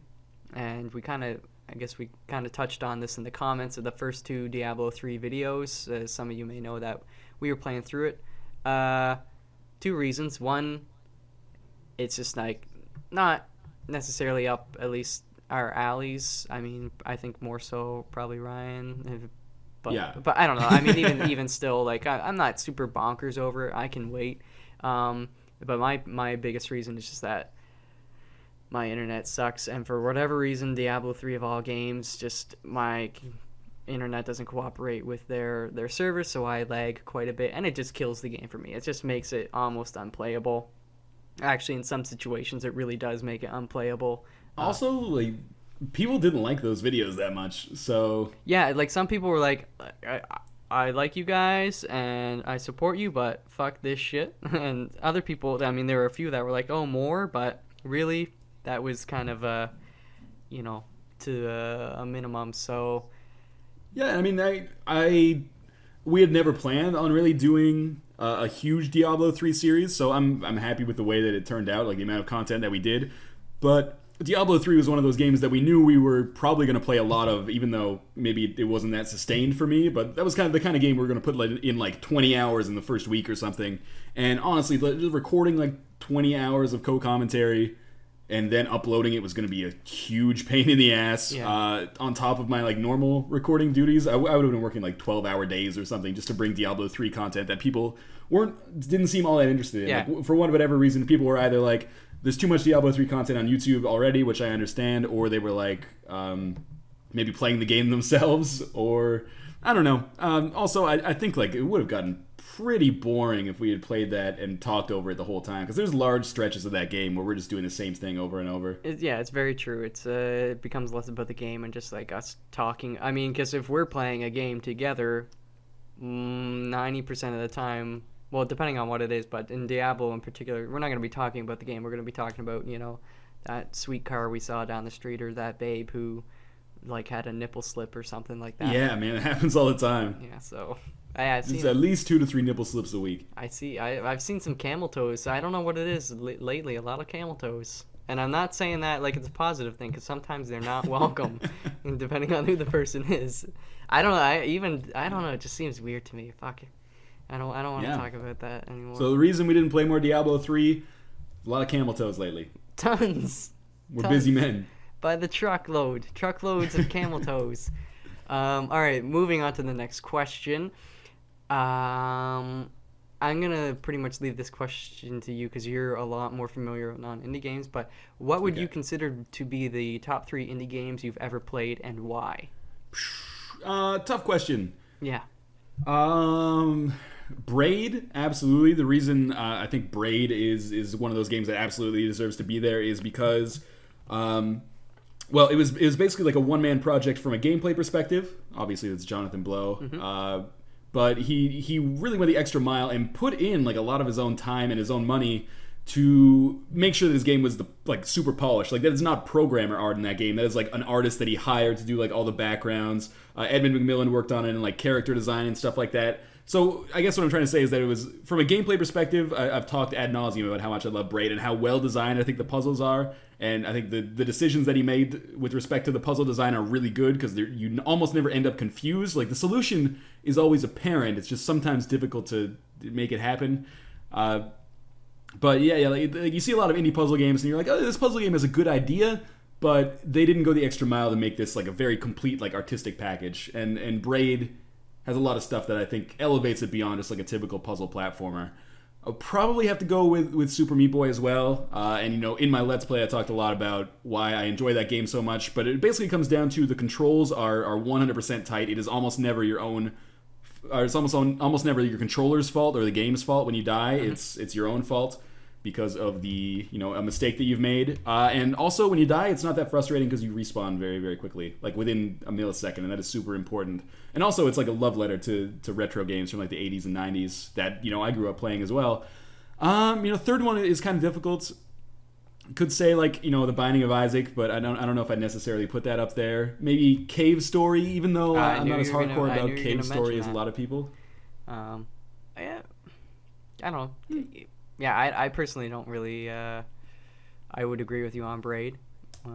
That's a fantastic game. I love everything about that. I need to play more Super Meat Boy, but that I would be very comfortable putting in like a top 5 or something like that. Yeah, absolutely. And of course, I still haven't played Isaac yet, so I can't really say whether you're right or wrong. The thing with Isaac is that Isaac doesn't seem as much of like a complete package. It kind of seems like one of those things that it's a game and it's fun, but it's not. It doesn't aspire to be anything more than that.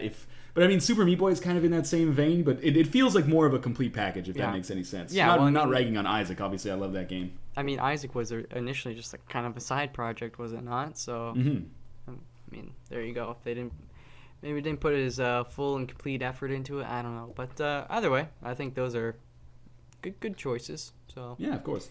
Next question is, I don't know. I think this will be a pretty quick question, at least for me. What do you guys think about MMOs? And in case you guys don't know what MMOs, massive multiplayer online games, and if you have one, which is your favorite? Never played them. Yeah, me neither. I guess Diablo 3 is probably the closest thing to one with like player versus player kind of elements, but even still, I haven't really played that. Never. Yeah. I have no opinion on them whatsoever. I mean, it's kind of thing. If it floats your boat, that's great. I'm sure there are some really wonderful MMOs out there, but as of yet, none have pulled me in where I want to, dedicate. Because to me, MMOs, they take up a lot of time. Yeah, exactly. You really have to invest, which means you're not going to be playing other games. But if it's worth it to you, that's cool. But yeah, at least asking us is probably not the best idea if you want advice on MMOs. So it's, I heard that World of Warcraft game is pretty big. It's just only like 10 people playing it, man. Yeah, but if there's 10 people playing it constantly, you've always got some friends.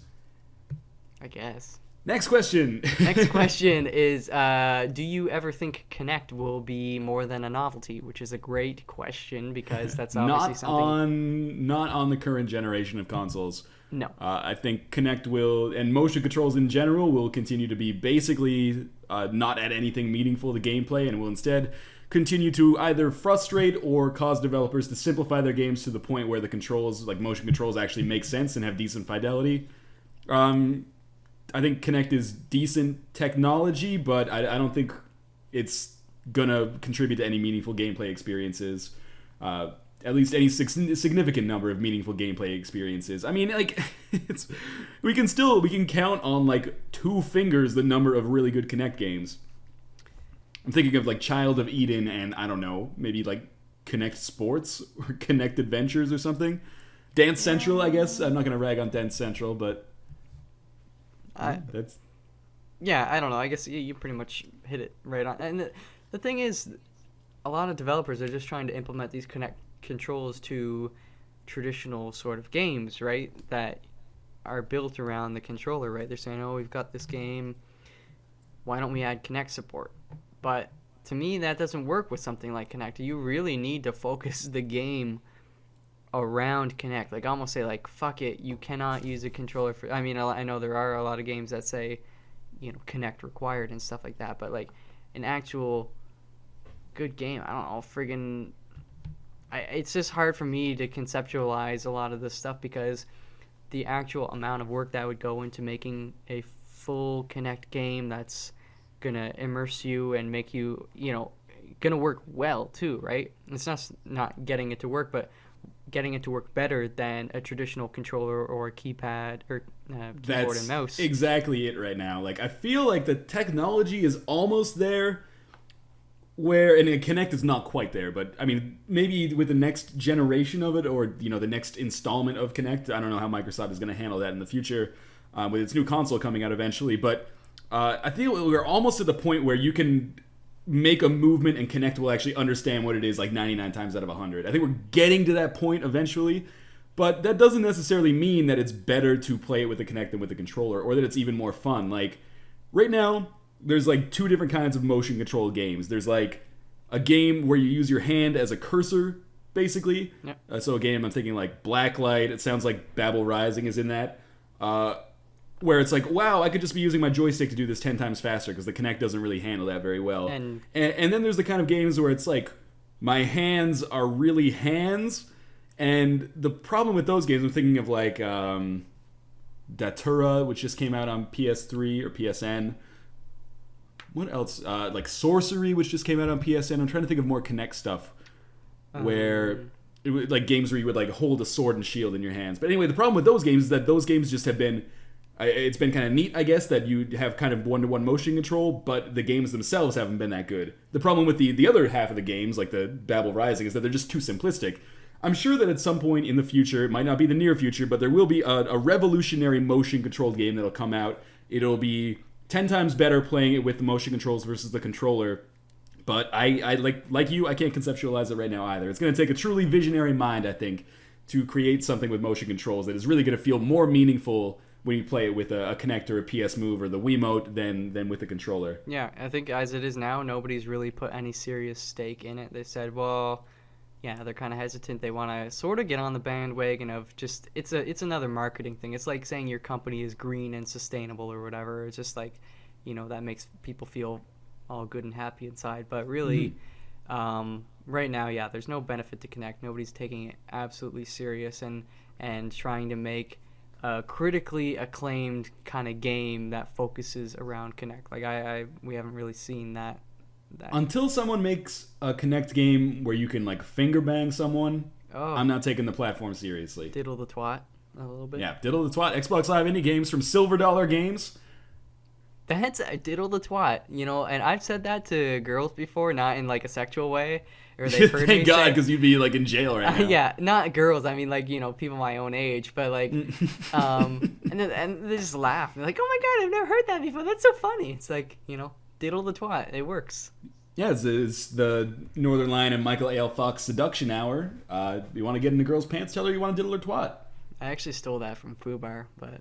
Ooh. My bad. Oh, well, I didn't really steal it. I mean, I'm we not gotta cut stealing this it now. because This isn't fair use. Yeah, I referenced it, so I mean, they're just. Let's take one more question, then I think we should call it quits. Okay. Here, I'll rattle off some questions, and then you tell me to stop because I'm gonna. No offense if I bypass your question. Hey, there's nothing to say we can't answer some of these questions next week, but we're almost at the 2-hour mark, so yeah. Okay. What was your favorite game as a kid, and what is your favorite game now? That's one question. Skip it. What is the single most OP thing you have ever done in a video game? I don't know what OP.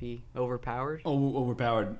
Got all platinums in Project Gotham Racing 2 and almost qualified for like the worldwide Project Gotham Racing 2 championships, but I was too young, so I stopped trying to qualify. The biggest nerd I know. Okay, is it possible that public perception will shift to appreciating the innovation in indie games instead of just constant AAA shooters? Will you bring on someone else to the podcast? Yes, that will be happening. Yeah, that will be happening.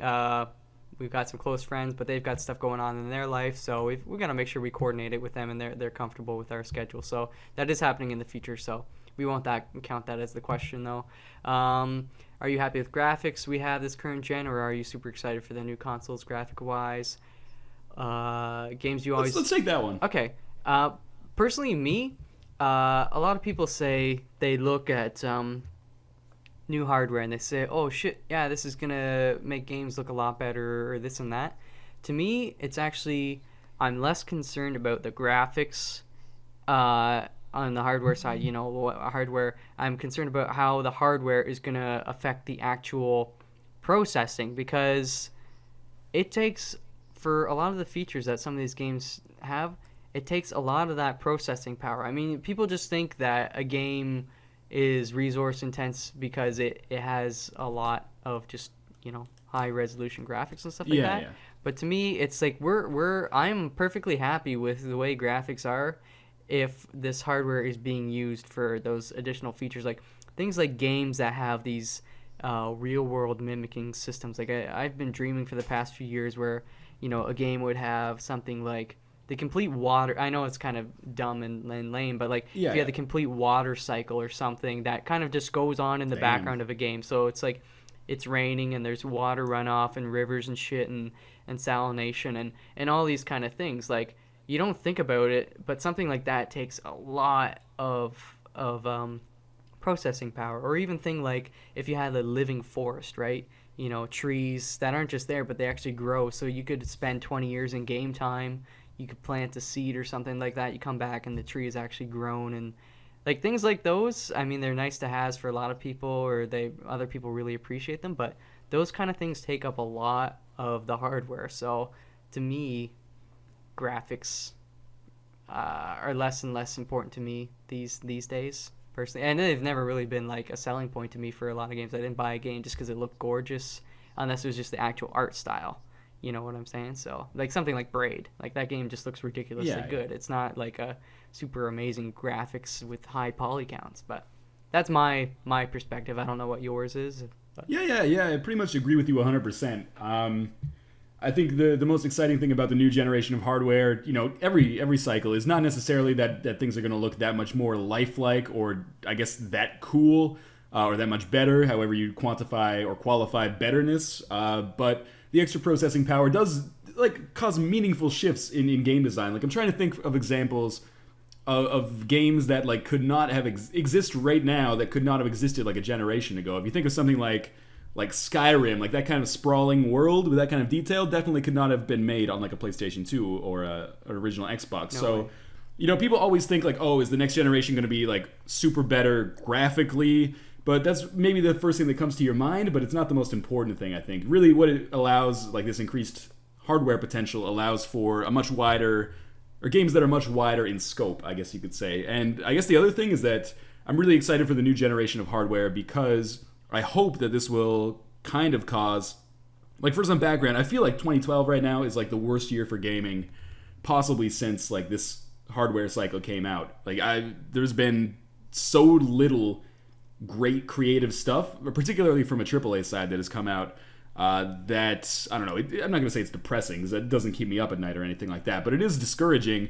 So I'm hoping that when this new series of consoles gets announced, and I play primarily on the PC, but this will still affect PC gaming when the new consoles come out, that these talented studios and the publishers behind them actually start to pursue more creative stuff. Because I feel like right now they're basically like, and we've talked about this a lot, particularly in our E3 podcast, where I think these studios are basically being like, we don't want to invest like $100 million in creating a new franchise on what is dying hardware. Yeah, that's... So hopefully, the new generation of consoles for me will represent, I hope, kind of an influx of creative, exciting games, because it doesn't seem like there's a whole lot of those on the horizon right now, except with the exception of indie games, of course. Yeah, things have gotten a little stagnant. So yeah, maybe that's just the refresher we need is new consoles, because these guys are getting pretty old, and yeah, I think people are ready to kind of test out new hardware and new engines and stuff like that. I mean, Unity 4 has just come out, and I saw that, and all that stuff. So yeah, well, I don't know. There is some pretty decent stuff coming out later this year, but I'm mostly with you on that. Yeah, 2012 has been a little weak, but very weak. Well, we'll see how we think. There's that phenomenon. I was actually watching Midnight in Paris the other night, and there's that they go through the whole phenomenon that the generation you're in always seems like shittier. Like you want to go into the past, like, oh man, it'd be so sweet if we lived in the 70s, and then those people that lived in the 70s be like, oh shit man, the 60s, those were the days kind of thing. So I don't know, maybe that's the phenomenon we're going on now, or maybe it's like legitimately just weak. I don't know if it's, but I guess time will tell. Well, maybe one day we'll like 2011, when you think about what made 2011 such a great year for gaming, most of the games that you think about, like Skyrim, Batman, Arkham City, stuff like that, those were mostly like late year releases. Yeah. Portal 2 accepted, I guess, and there's a couple other ones, I suppose. But yes, we're only about halfway through the year. Like if you think about games in June 2011 that had not been released yet that ended up being awesome, like we didn't have Bastion out yet, that came out in July. Great game. Binding of Isaac had not come out. So yeah, there's always I think the back half of the year is usually more stacked with stuff than the front half of the year, but usually there's like a little bit of a stale period just after Christmas, usually from like January to March or something. Mm-hmm. This year it seems like, with a couple of notable exceptions, like January till June has been pretty much dead. But hopefully, in the back half of the year we see some heavy hitters as well as some cool surprises, and things will pick up a little bit. I'm gonna field one more quick question. Sure, yeah. Which relates to our channels, and that's people asking, is there gonna be more co-commentaries type videos, let's plays type things, or even just one-up videos between the two of us? Yes, there actually one possibly, hopefully, coming up within the next week, 2 weeks.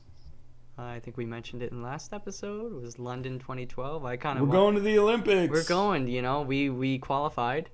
Yep. We had to pay our $60 or whatever the fuck it is, and so you can expect some good competition, some healthy competition with that. There's some more stuff in the future as other games come out. Obviously, they have to be decent enough for us to want to dedicate our own time playing them, and they also have to meet the qualification of being something that we can play together. So something like Borderlands 2, I think we've kind of both put a bit of interest into.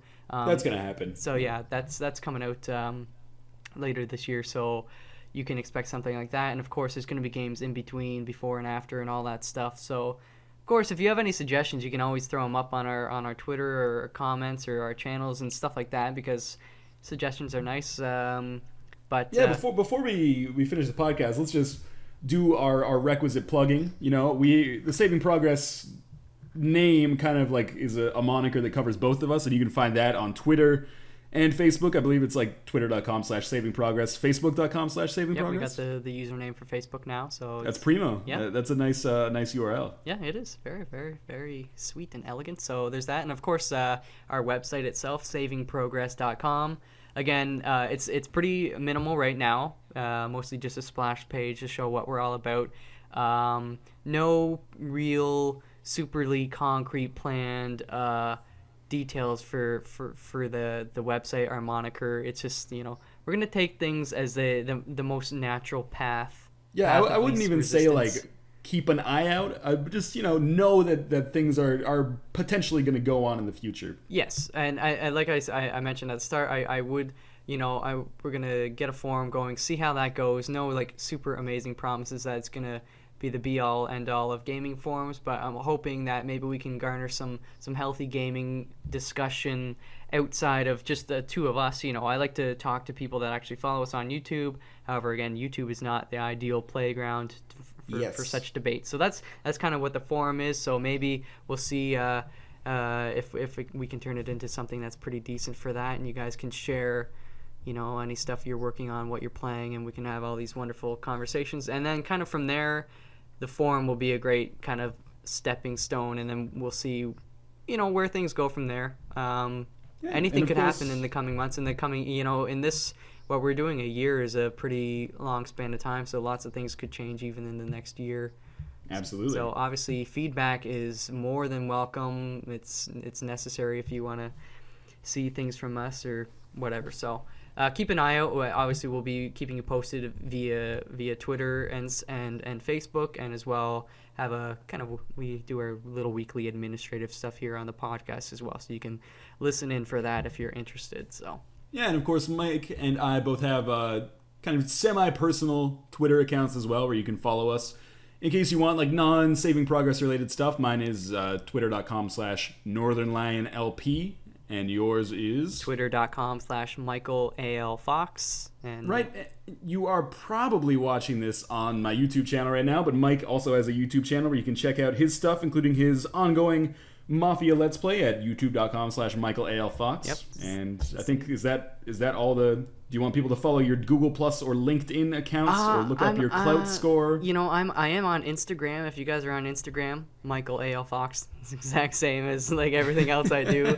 I do have a Google Plus, but I don't fucking use it. I am not sure. It's consistent branding right there, though, at least. Yeah. That's what I'm going for. I've got some other stuff. I've got a cheesy girly Tumblr and all that crap, but I don't know. Yeah, we're suicidegirls.com/MichaelALFox. I tuck it back for Suicide Girls. It's a requirement. They don't like dicks. Yeah, it's true. You want them to diddle your twat. You can't have a penis. Exactly. But anyways, yeah. So it's cool. Yeah, you can see more of our personal stuff on Twitter. I post pictures of chickens and skies, and I don't know what the hell I talk about stuff. And you have a similar thing. How things going on in your life, and yeah, it's fun stuff. Get to know us a little better outside. Absolutely. It's all about audience interaction. Of course.